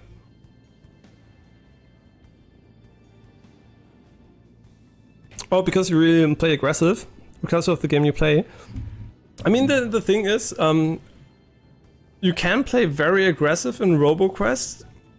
There are also builds which build around that, like you can do a lot of, you know, head bongs, and you can also stomp down and stuff like that. I just play like a normal FPS basically, but I think you can play very aggressively, but it might become way harder then, depending on how good your movement patterns are, stuff like that, because the closer you get to projectiles, the harder it is to basically evade them, right, because they have a travel time until they get to you. So yeah, that's why I usually think it's way easier just to pick a long-range weapon and just farm enemies one by one when you get around the corner. But there are definitely builds which are really good for going in and just killing everything at once. But usually on higher difficulties, with just one mistake means you're dead. So if everything just, you know, if you get caught in unlucky position, you're just dead. So yeah, for lower difficulties, by the way, you can just, you know, play the way you want, right? If you don't like to play a difficult game, just lower the difficulty to the lowest setting, and I'm pretty sure the game is going to become pretty lenient if you, especially if you spec into healing and armor or something like that. Almost definitely, because once I get to the fields and Doom Garden, I get myself in trouble. Yeah, it's really a game that has also difficulty spike moments, especially I think the rooms where you have to fight and they spawn the bigger robot, flying robot enemies and stuff like that. So you could criticize that if you want to, but I like it because it's basically, you know, there are moments where you really have to focus and there are moments where it's okay to be a bit more chill. So it's basically like a mini boss or something like that. Allows you to just decode the starting ability at the Cypher Cloud. Interesting. Yeah, so this game probably has a bit more, you know, meaningful progression than RoboQuest when it comes to the abilities you unlock, because RoboQuest basically focuses more on, you know, small stuff and wants to be, well, playable from the get-go, but this game really restricts your ability to get around the world too, so you have a lot of places where you can't go. So the Metroidvania part here seems to be really there. Which is cool, right? They didn't just copy-paste something that worked, right? They could just have gone for Gunfire Reborn or a normal FPS or something, but they really wanted to bring in the Megaman and Metroidvania aspects. Okay, also this is something I'm not so sure about if I like it or not, is how the game has a lot of verticality, but doesn't really give you, at the moment at least, maybe that's going to change later, the option to vertically dash. So I can only dash, as you can tell, horizontally. It's really, really hard for me to get from here to here. So I don't even know if it's possible, actually. I really don't know. Maybe it isn't. Yeah, it might not be possible at the moment. So maybe later on you're gonna get double, triple jumps or vertical dashes. I have no idea. Okay, at the moment I don't know where to go, because the only area the game tells me to go to is up here. Since I'm pretty new to the game, I don't know if that's actually where I need to go. Maybe. Yeah, I'm just gonna try to get up here anyway. Yeah, so far I didn't encounter any game-breaking bugs, but there might actually be some, so...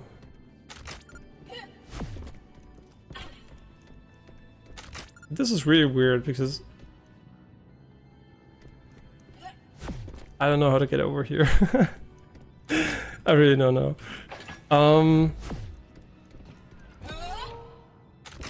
So the game really only shows me this area, right? So... I mean, it looks cool. I like the contrast between the green and the blue here. Yeah, like I said, the visual style is cool. Is it, if I had to compare it with, like, again, RoboQuest or something, is it... Oh, right, we can also go here. Do I prefer this or RoboQuest? I think I like RoboQuest more because it's a bit cleaner. This is more of a 3D comic-y style. I don't know how to call it, right? RoboQuest is a very clean art style that's also comic based, but this one looks a bit more like older video games maybe, which is probably the point, right? It looks like older, maybe a bit also like Ratchet and Clank and stuff like that. It's really hard to tell what I mean, right? It's not really, it's more 3D than it's comic, right? And RoboQuest is very comic-y in the cell shading, all that stuff.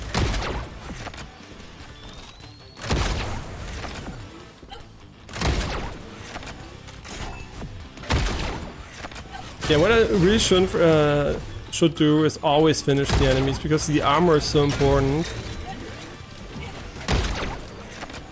Yeah, but unfortunately the FPS are really tanking here. And it's not really the FPS, right? You might see the numbers above 100, and usually above 100 is like okay-ish, I guess, for FPS. As soon as you're above 100, it's fine. But I think the fluctuations make it way worse, because you can really tell the frame times are so inconsistent. And it really shows when you play the game, right? It never feel smooth, even if you're above 100 FPS. Which is really a shame, because I don't think... I think the game would be really, really fun if it didn't have that issue. There's a lot going on, nothing wrong with that, but I agree RoboQuest is very simple. I mean, visually, RoboQuest is definitely simple. Yeah, that's true. I mean, it's the same team size, so it's interesting to see how two different teams basically chose two completely different engines and styles and stuff like that, but still made a kind of, you know, similar game. But in a way, you know, visuals are pretty easy to judge, right? You look at them and you can tell if you like them or not. I think the discussions about visuals are kind of meaningless in a way, because everybody can basically these days just look at something, a video or something, and really tell how it looks. Unless, of course, it's something where I would say the bitrate gets in the way, right? If you, for example, you want to watch, I don't know, modern games and you really want to have a clear and crisp image, it's really, really hard on Twitch, for example, with only 6K bitrate. So then it's kind of hard. Maybe then I usually tend to say, yeah, it looks really crisp and clear and probably you're not going to see the details, whatever. But I think this game probably captures kind of okay on Twitch too. So I don't think it has a lot of high frequency information that basically destroys the bitrate. So yeah, I think it should be fine. But in general, visuals are easy to judge, right? It's like sound, right? The sounds and visuals, you can easily check yourself. And how a game feels, on the other hand, of course, is also very subjective, but I think that's something which is more important to talk about, right? Because you probably can't really tell, it doesn't feel as smooth as RoboQuest, no matter what the FPS in the top left corner say. Yeah, and the style basically, you know, is what you like. Some people like RoboQuest because it's cleaner, others like maybe this one because it has a bit more going on screen. I mean, from a gameplay perspective, I would always argue that having less going on the screen is basically better, because it's maybe, you know, visual clarity and stuff like that. So basically Valorant, for example, is very, very clean. Overwatch is also clean, but not as clean. And then you have games like Call of Duty, which are visually even noisier. And yeah, so it's basically depends on what you want, right? Do you want fancy visuals with a lot of effects, or do you want style and simplicity? And depends on the type of game. In single player games, I don't really care too much, as long as it looks and plays nice. And in competitive games, I'm usually a fan of a bit more simplicity, right? It shouldn't get much more complex than Apex Legends visually to not be too annoying to play. And Apex is at the limit, right? I think Apex Legends is still fine to play, but it has extreme amounts of screen shake, a lot of camera movement, stuff like that. It doesn't really need to have. So I think I like it a little bit simpler, if possible, like more like Overwatch or Valorant maybe. Definitely going to get this game. Visually it's amazing, and I'm finding myself gravitating towards FPS, which I'm not best at.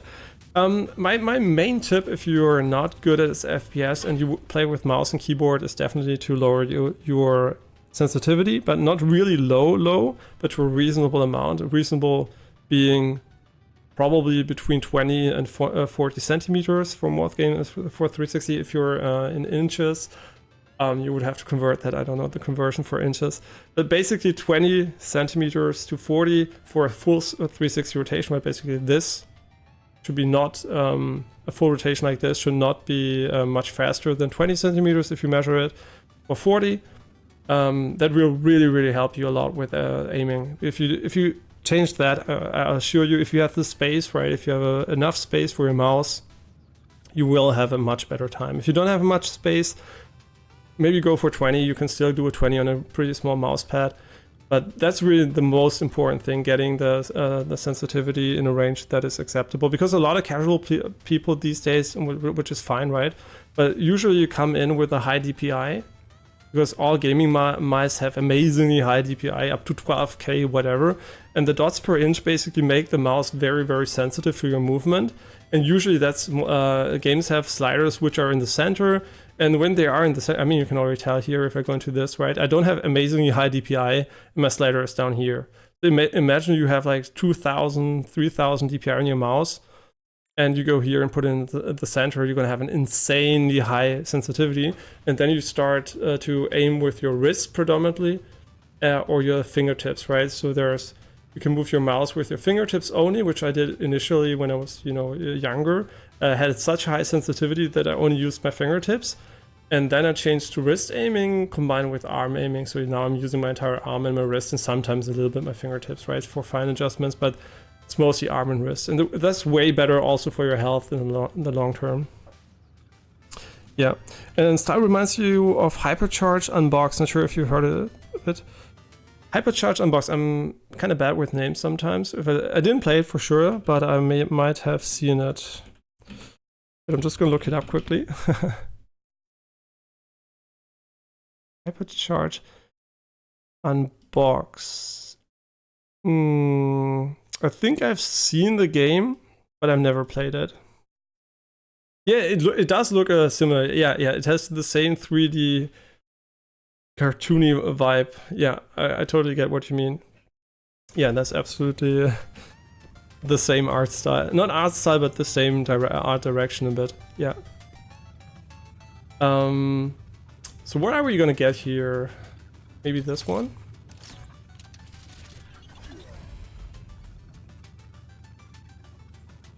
Yeah, I'm not so sure about this one because this one actually sounds like I need skill, and this one doesn't sound like it sounds like a free, invulnerability. But yeah, like I said, if you're not good, quote unquote, in FPS, I would just look if your sensitivity is okay for mouse aiming. If you're on a gamepad, that's a bit different, right? You have aim assist or whatever. I don't know how this game handles that. And basically just play the game, right? If you don't have a good mouse sensitivity, you could probably play for 10,000 hours. You're gonna get good movement probably, but your aim is never gonna get really good. Because if you have a really, really high sensitivity, it's literally impossible to be precise.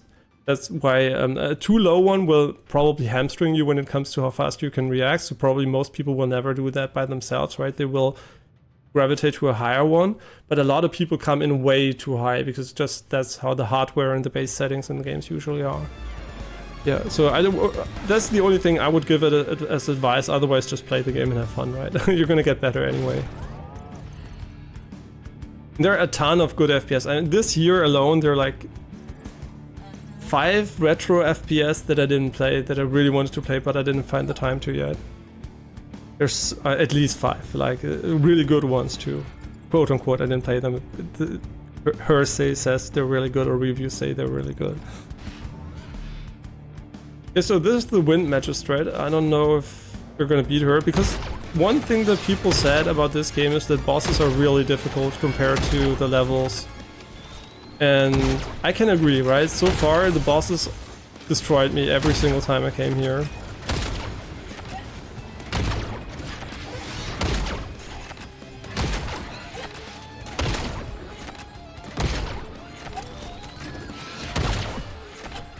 Okay, now I think we're gonna build up the shield here.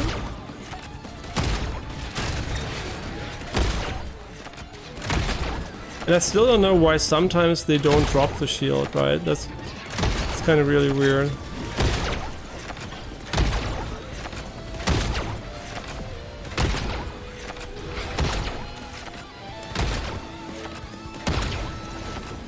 Whoa, what the fuck? It was so quick too. Okay, let's just go for the heal. I know he's almost dead, but I don't care.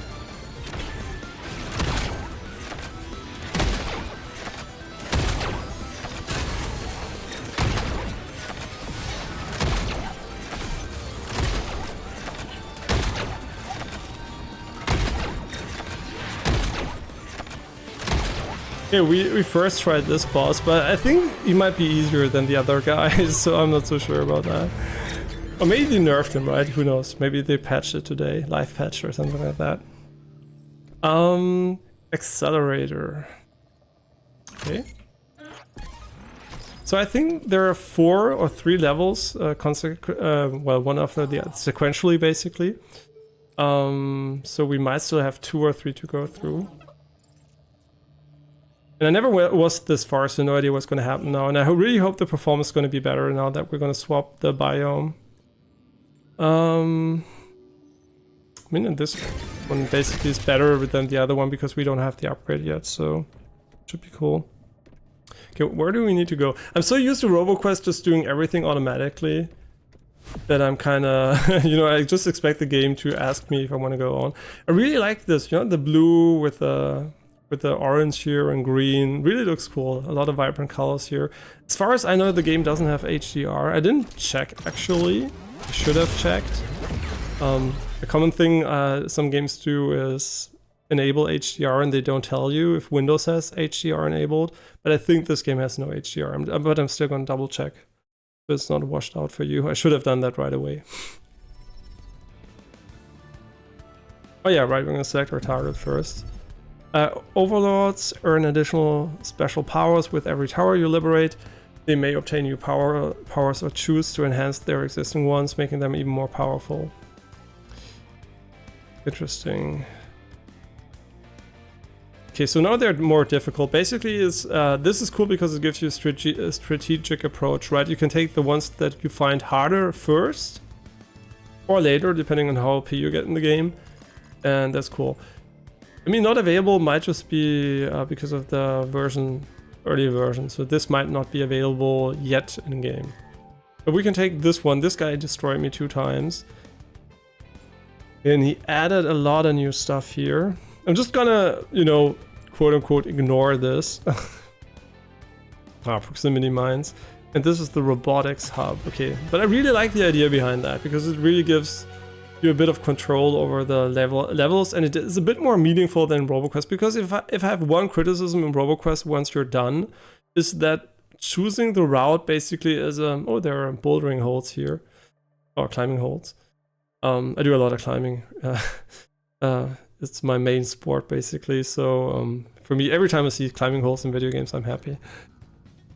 Yeah, so one criticism I have with RoboQuest is that the route you take doesn't really have a lot. I mean, you have to force yourself to take the different routes, right? There might be an optimal route you really enjoy, and going another route is maybe a bit more difficult. And since it's not shuffled and you can always choose your own path, and if you have everything unlocked, you're just going to take maybe the path that is easier, right? And just it feels like the game should force you to take different paths a bit. So I think this is a bit more to my taste how the level progression should go, the way it's handled in this game. Okay, these are golden robots. I mean, the anti-aliasing isn't great. I really hope they're going to add DLSS at some point, and of course FSR and XeSS, so we have the better anti-aliasing and upscaling opportunities. But here it does run a bit better. I mean, it's above 200 FPS, so I would say it's fine. But let's see how it goes when it goes down if we go into the level. Pyro bombs. Deploys explosive barrels that inflict pyro damage. I have no idea. Let's just go with pyro. I don't know what a vibro does, so probably the game already told me. Yeah, is that a shaper in my tower? This doesn't make sense. Guess your evil plan didn't account for little old me. Whoa!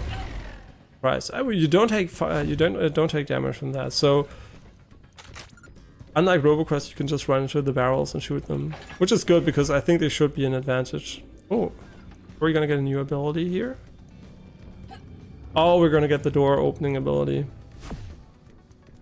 I wonder if it's some remote hack or something. Well, this creates a cool visual illusion that you think you're turning because the circles here are turning. Well, no circles. Not hexagons, octagons, or whatever they are. Really cool how the brain actually gets tricked so easily.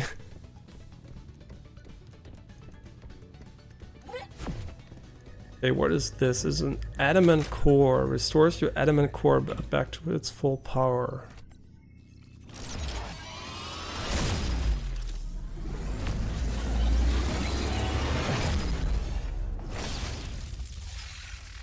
By the way, some of you might not know how usually in development optimization is handled. Usually you have some kind of, you know, basic target and you try to hit it, you know, roughly, and the really optimization part is at the end, you know, right? Everybody optimizes stuff then. But I think for early access games, you do need to take a different approach. You do need to focus on optimization a bit more because you're going to have a lot of players testing your game, not just devs hopping in and out to trying out features. I think they really should work on the optimization ASAP to make this game a bit more accessible. I hope it's only because I'm streaming, but kind of weird because other games don't have the issue. Okay, we have an adamant core, new abilities available, outburst. Use your new outburst core ability to counter your foes, attacks and reflect income projectiles back at them. Equipping this core grants core enhancement that amplify your outburst, improves reflect effects, offer ways to generate fury and fortify buffs. Okay. I mean, this is just wait, this is my core ability. Oh. I think. So we have a primary core and a secondary core, and the primary core now has dash, shaper's punch, and outburst. Oh, so you're gonna get cores which come with a certain skill set, so the dash maybe is even in this skill set, maybe, I don't know. Or maybe this one just... Okay, so these one are basic ones, and this one just grants us the outburst. So later on you're maybe gonna be able to build your character a bit more, which is Kind of cool. Don't know how deep it's gonna go, but already looks kind of interesting. Okay, so you can already see what we have here and a lot of stuff. I'm not going to look at it in detail. That's something I usually do step by step when playing the game. And the lockdown. Yeah, the EMP grenade, not my favorite. It doesn't do a lot of damage. And stun doesn't seem to be too important.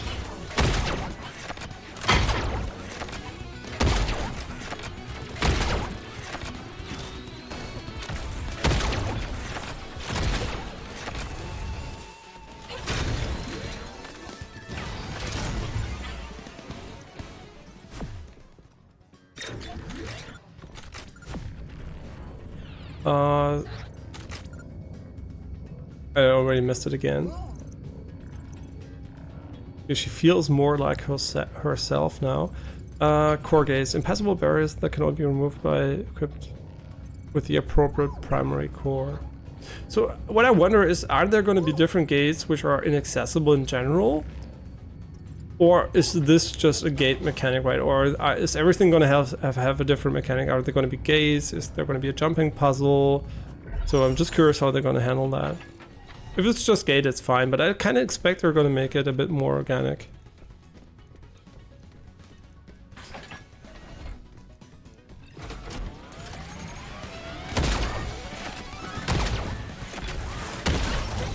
Wow, that's super strong. Okay, we should definitely use the barrels here. That was kind of surprisingly strong. Our damage isn't that great, fortunately. Oh, these guys look pretty mean.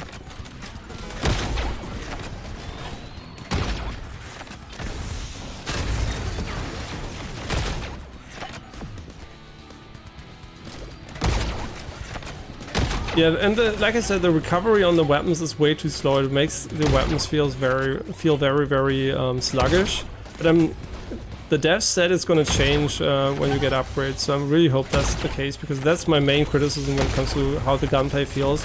So that it really feels a bit slower when it comes to how the crosshair recovers to the node. These guys are destroying me.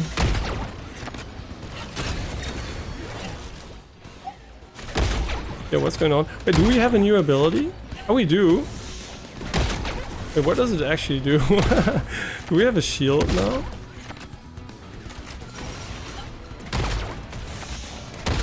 I have no idea what's going on here.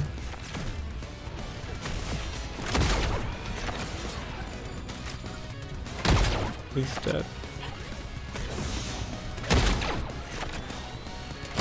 And also, one interesting thing I found out by researching this game a little bit is actually that the RoboQuest development team has a no-gore policy, so their games are always without blood and violence, basically. Well, violence, right? Without blood and visual gore effects, which is kind of cool because that means you can usually play them with your kids or something like that. Kind of nice. Needlator.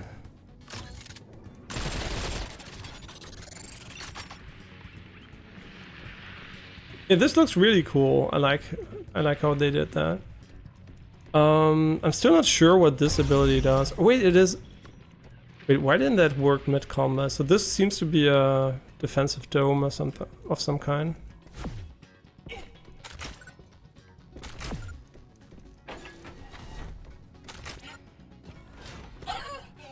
Okay, wait.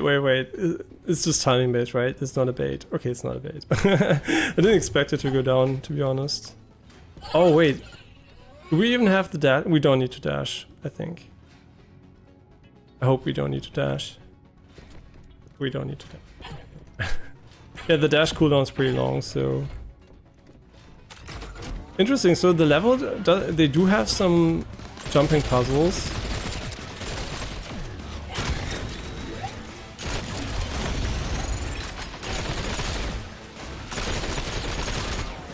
I really would like to know why some enemies don't enter the punchable state when you kill them. And if so, I also would like to know if I can see when it will happen, so you can basically predict what you need to do.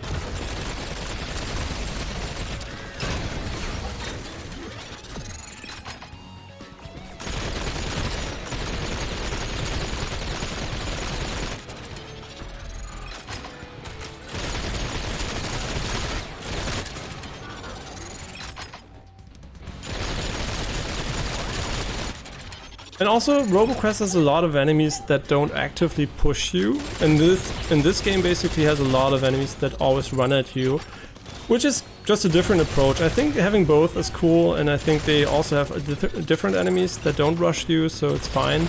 But in general, being rushed, of course, is a bit more stressful than just pacing your own engagements.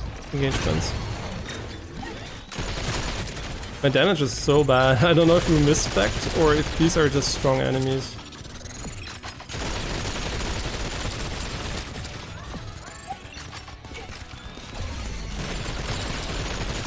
I mean, is it an EMP or a barrier? I can't really tell. Oh, they can jump down. That's cool. Which game had that? Also had that. There was a game we played recently where enemies could jump down too. Was it Remnant 2? No, it was Lords of the Fallen, right? And I really like that the enemies could drop down there. I think I like the shotgun more. It also seemed to have more DPS. Yeah, these things are just upgrades we are gonna be able to buy after the run. I mean, we already came pretty far. 140. Not that expensive, to be honest. I don't know how much better blue is than gray. Maybe slightly, maybe a lot. Can we see the DPS anywhere?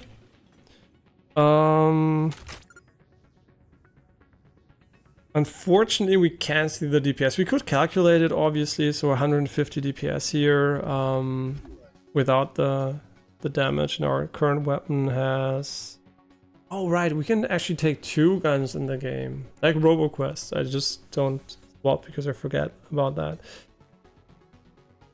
Okay, this one should do way more damage. In theory. Well, no, it doesn't shoot a lot, so... Yeah, never mind. It could be way worse. Yeah, kind of hard to convert because it doesn't have a rate of fire. I think the rate of fire is 0.5? Maybe? Maybe. I don't want to do the math. Okay, let's just move on here. I think the blue icons on the map are chests. No, they're pickups.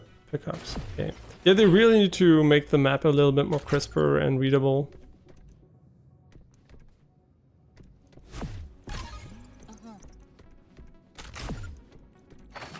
And since oh right, this was a dead end. I really like that they have a TP there. I mean, I like how RoboQuest does it too, that you get, you know, the jump pads, and then you can move and bunny hop and stuff like that. That's really, really nice. But as long as you get out of the dead end quickly, I don't really mind if it's not done in a perfect way. Wait, what? Wait. Oh, I get it. So you need to time it so it's open. And then you need to shoot the... And you need to dash. Okay, that's cool. That's a bit more like Doom Eternal's jumping puzzles.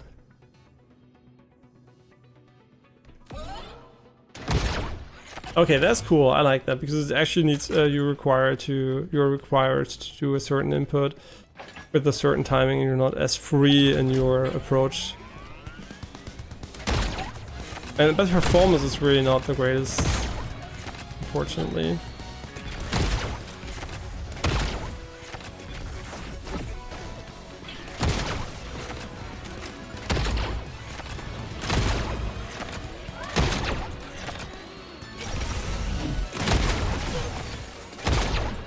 Yeah, my damage is bad. Like really bad. Yeah, that's also a difference, obviously, to RoboQuest. The time to kill in this game seems to be way higher.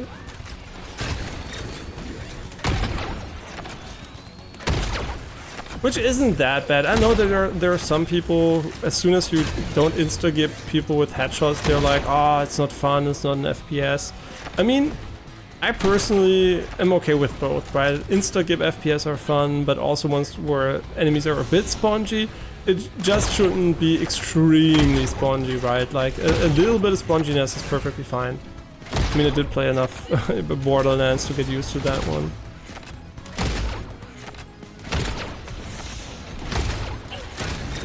I mean, it is a miracle that we didn't die yet, to be honest.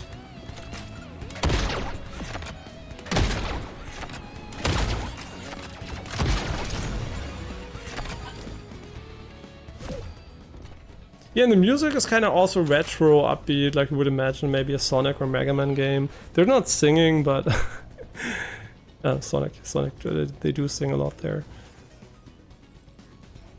Okay, let's take the core. Okay, we got 3 choices. That's interesting. Oh, right. One is going to be probably because of our additional core or something.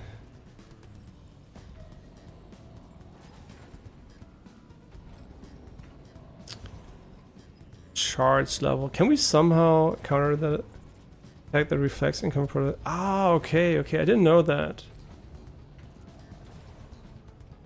Interesting. I didn't know it reflects projectiles. Maybe I should just have read what it does. I think this is still better though. What does it do? An explosive counterattack. Attack to put it move 50% faster. Okay, so it's basically a reflect ability. Cool.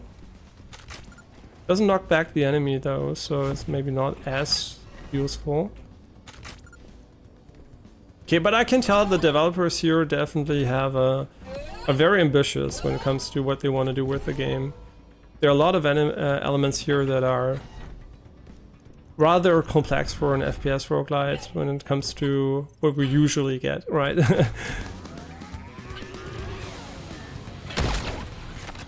Yeah, but we also get FPS drops, so...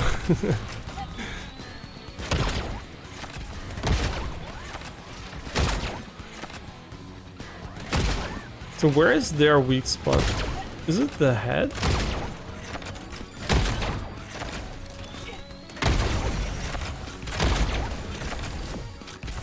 I mean, somehow we're not taking a lot of damage, so I can't be completely fucking up the movement, but...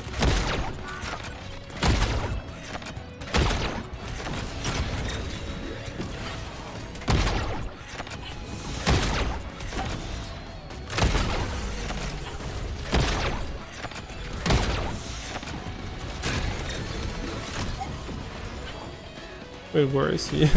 There's one big guy, but I don't know where he is. Oh, there he is. He has like 1 billion HP though.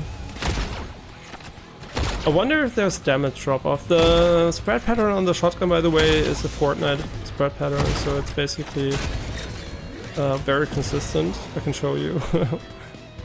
I think it's good design, right? It doesn't make sense from a physical perspective, but if I shoot here, you can tell it's like very symmetric and symmetrical.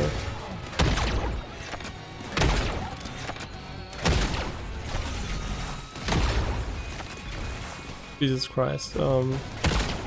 Give me armor. Wait, we have some.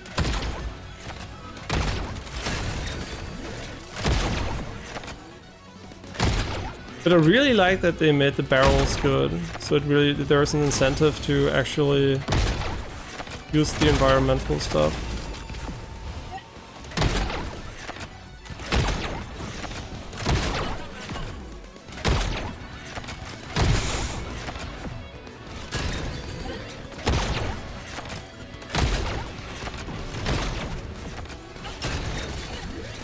I'm really trying my best to go as far as we can, but it's probably gonna be the, since this level doesn't perform any better, probably gonna be the only real long run we're gonna do today. It's already kind of late here in Germany.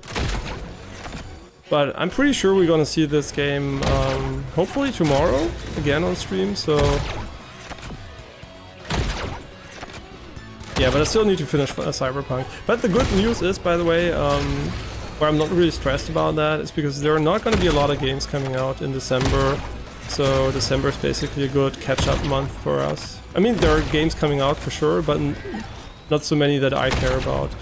Or I don't know that I care about. It's not like an insanely long game coming up that I really want to play or something like that. So we can finish all the games we didn't finish, hopefully.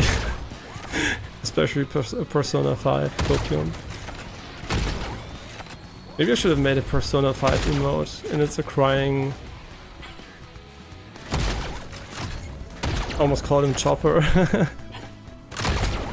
It's a Crying Morgana. Should I make a Crying Morgana emote and every time it's called Persona 5 Rest in Peace or something like that? Okay, this is kind of getting a bit annoying because they're a bit tanky, but I would just blame my lack of damage for that, and I hope it's basically because my character is weak and I build him wrong or something like that. I basically hope this is not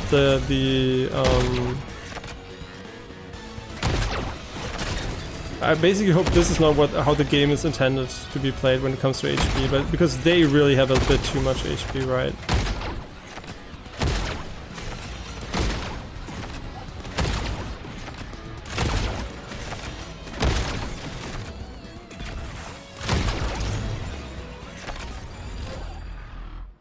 Okay, we won. Perfect.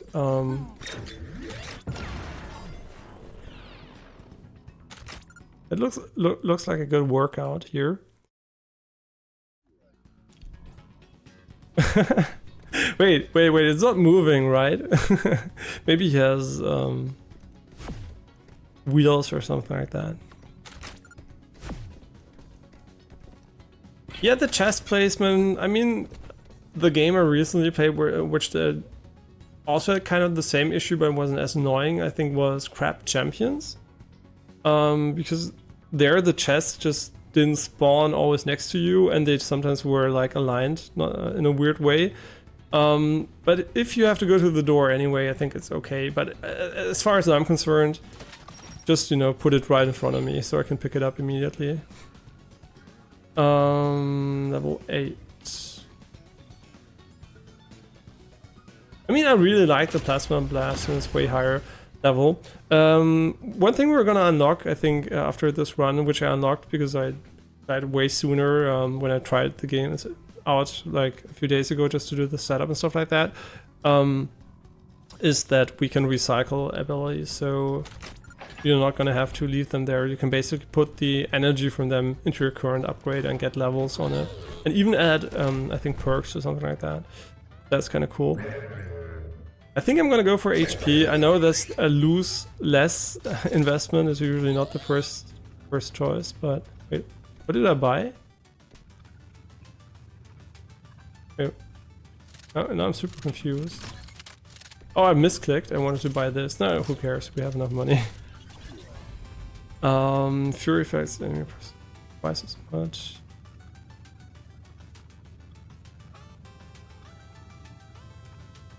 Oh, one at a time is pretty good. I didn't know they actually depleted simultaneously.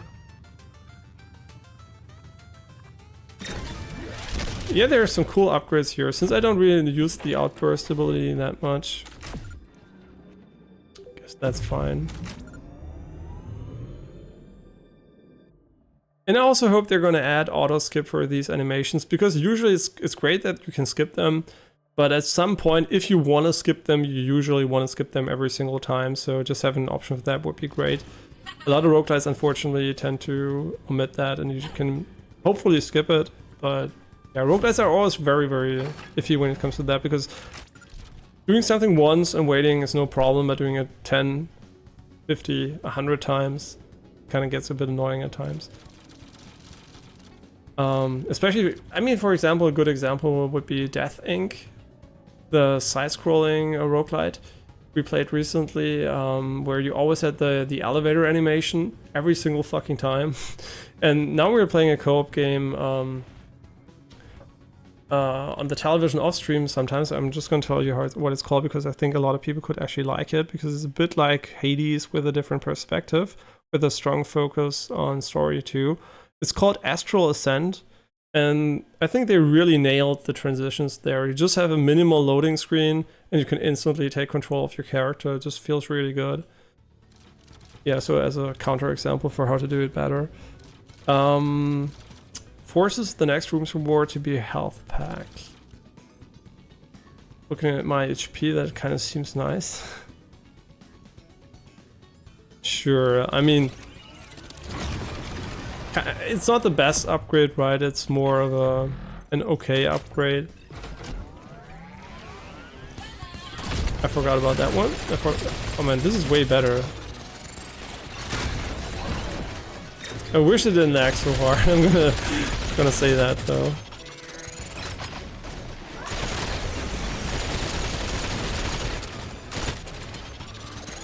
Yeah, I can't really read the cooldown that well yet. We do way more damage. What did we do actually to make that happen?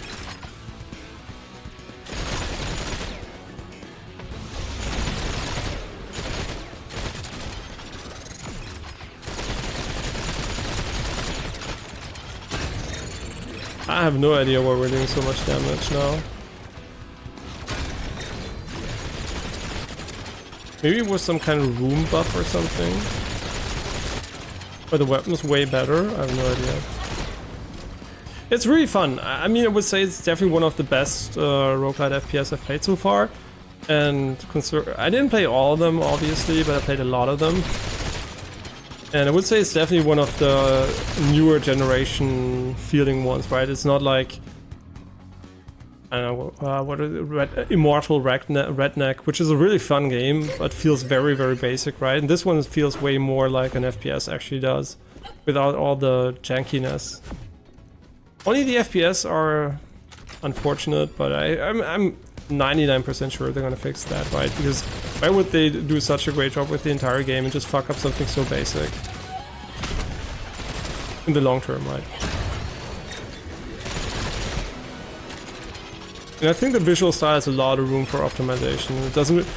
It's not like a Lords of the Fallen situation where the game looks so good that you expect it to run like ass on most machines.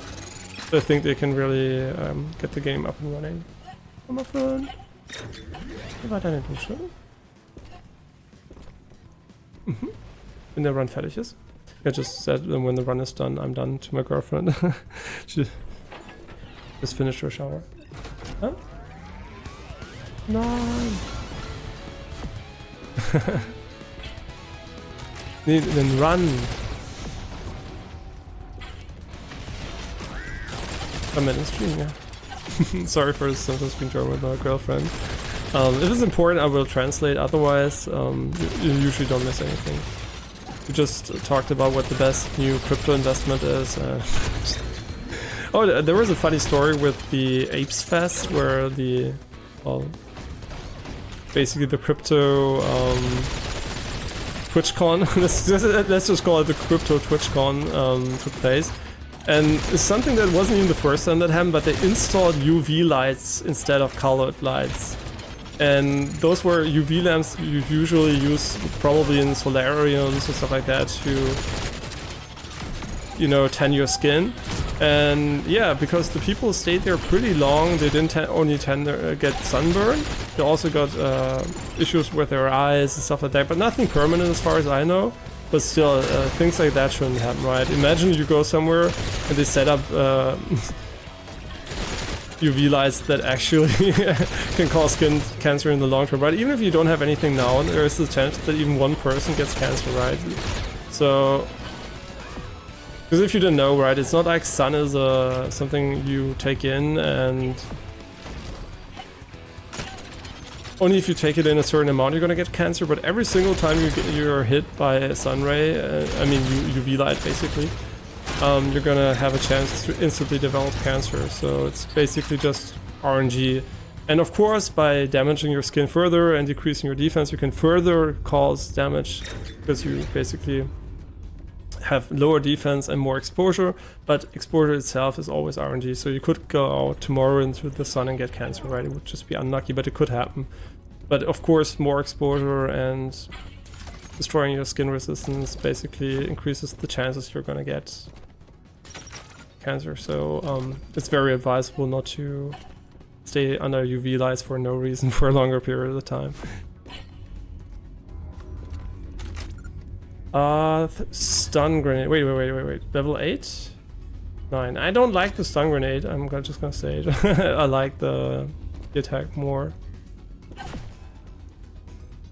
Yeah, I like that you can shoot them, which basically makes you loot them sometimes during combat. Okay, we can't go here yet, and there is another lock icon on the screen here. Maybe this?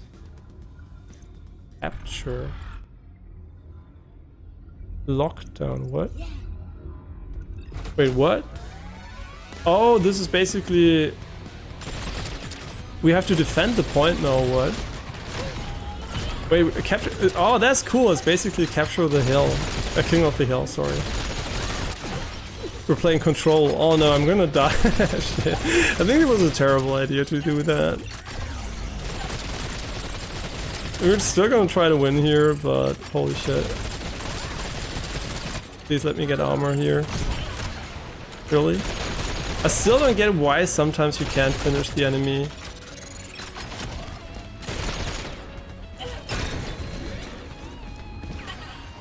Are we winning? I think we're winning. Can't really tell.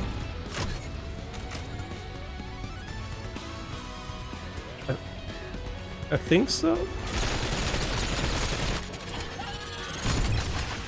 I think the ability does 0 damage too.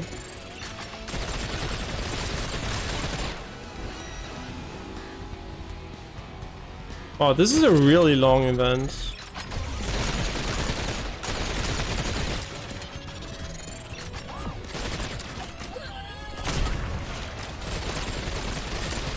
Yeah, I think we're gonna die here. I've got a feeling this is not gonna end well for us.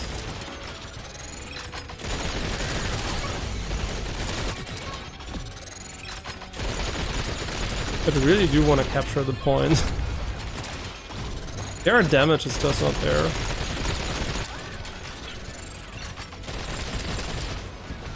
Oh please, why don't you give me shield? Give me shield. But the enemies don't even want to capture it. Kind of weird. And we died. Okay, I like the idea, but the enemies do have a little bit too much HP in my opinion, which makes the game feel a bit more about running away permanently, like endless kiting basically.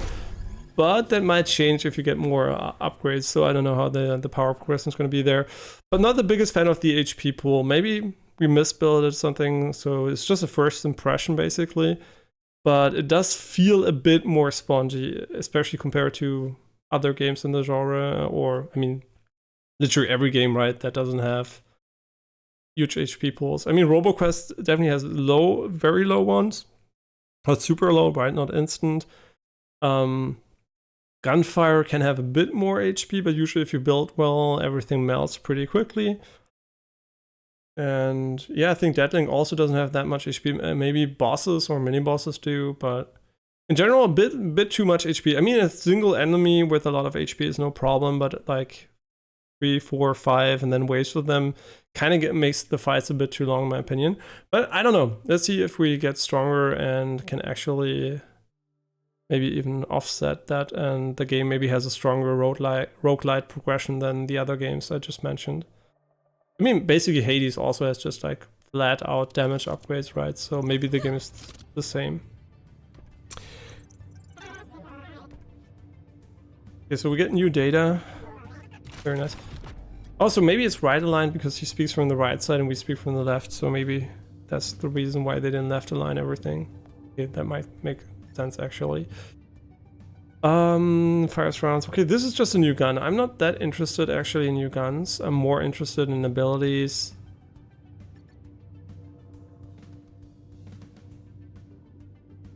Wait, what? Yeah, that seems super strong. I mean, it looks cool, but I'm more interested actually in permanent upgrades here, so...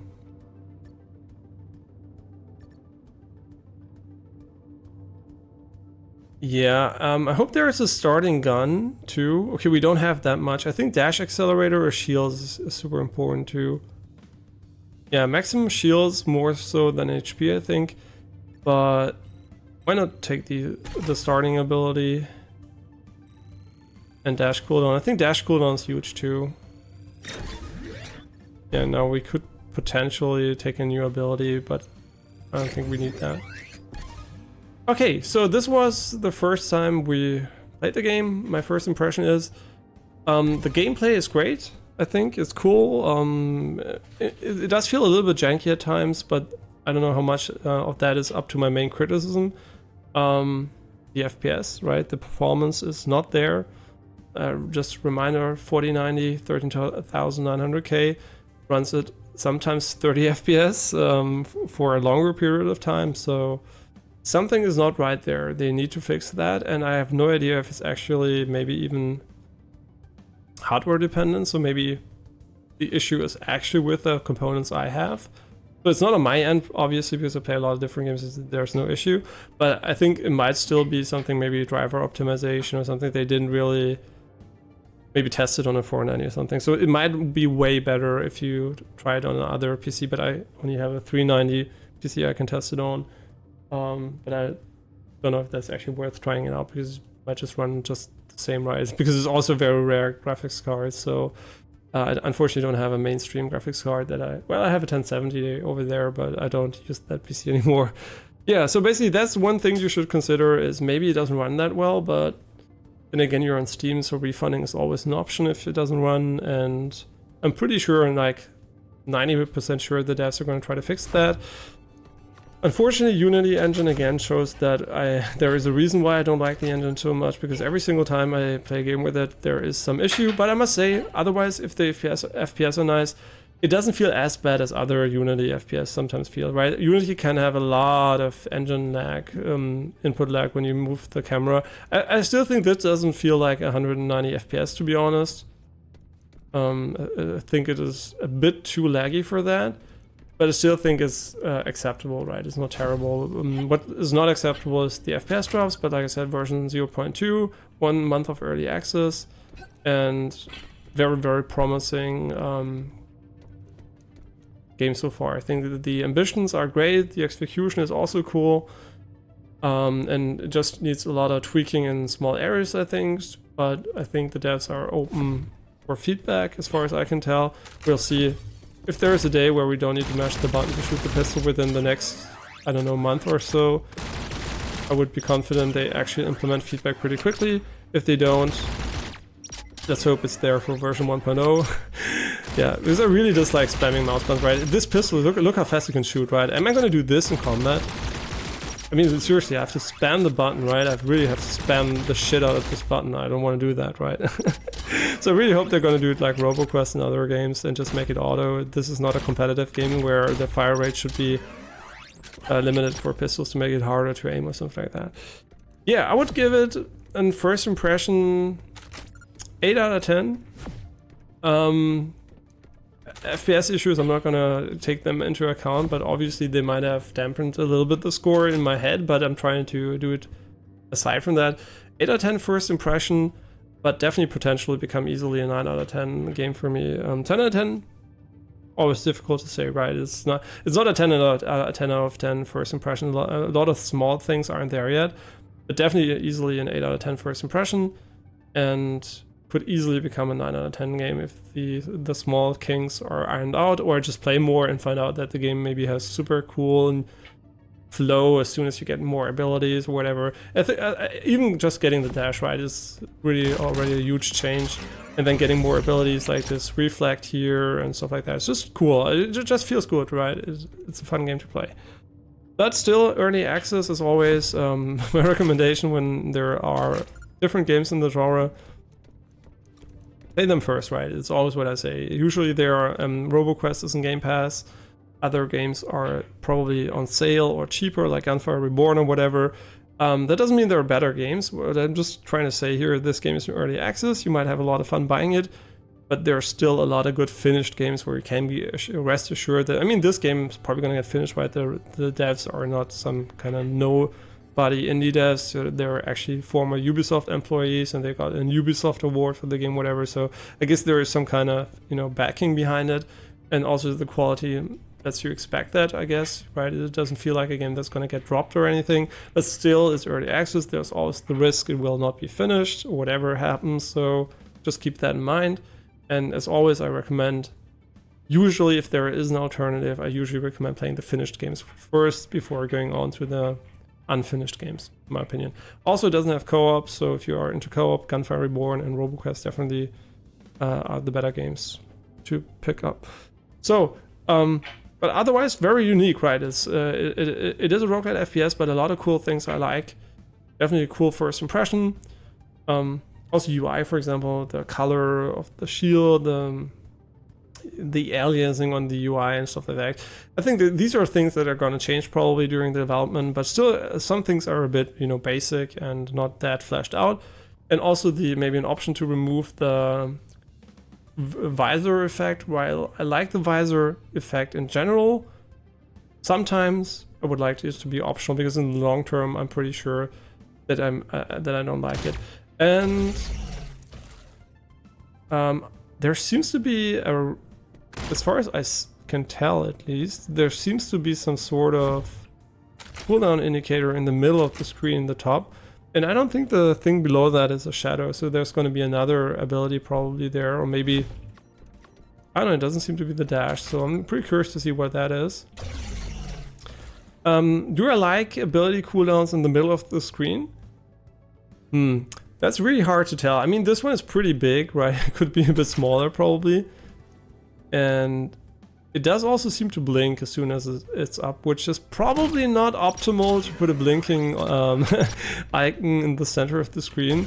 Unless you really want to spam it on cooldown, I guess. But yeah, let's see about that. I mean, it didn't distract me too much during the fights, but I still think it could make the game a little bit cleaner if there were more UI options to maybe also turn off the fluff, basically. But as always, thank you for watching, and I hope you have a good time wherever you are, and if it's bedtime for you, that you'll sleep well, and otherwise that you have a great day.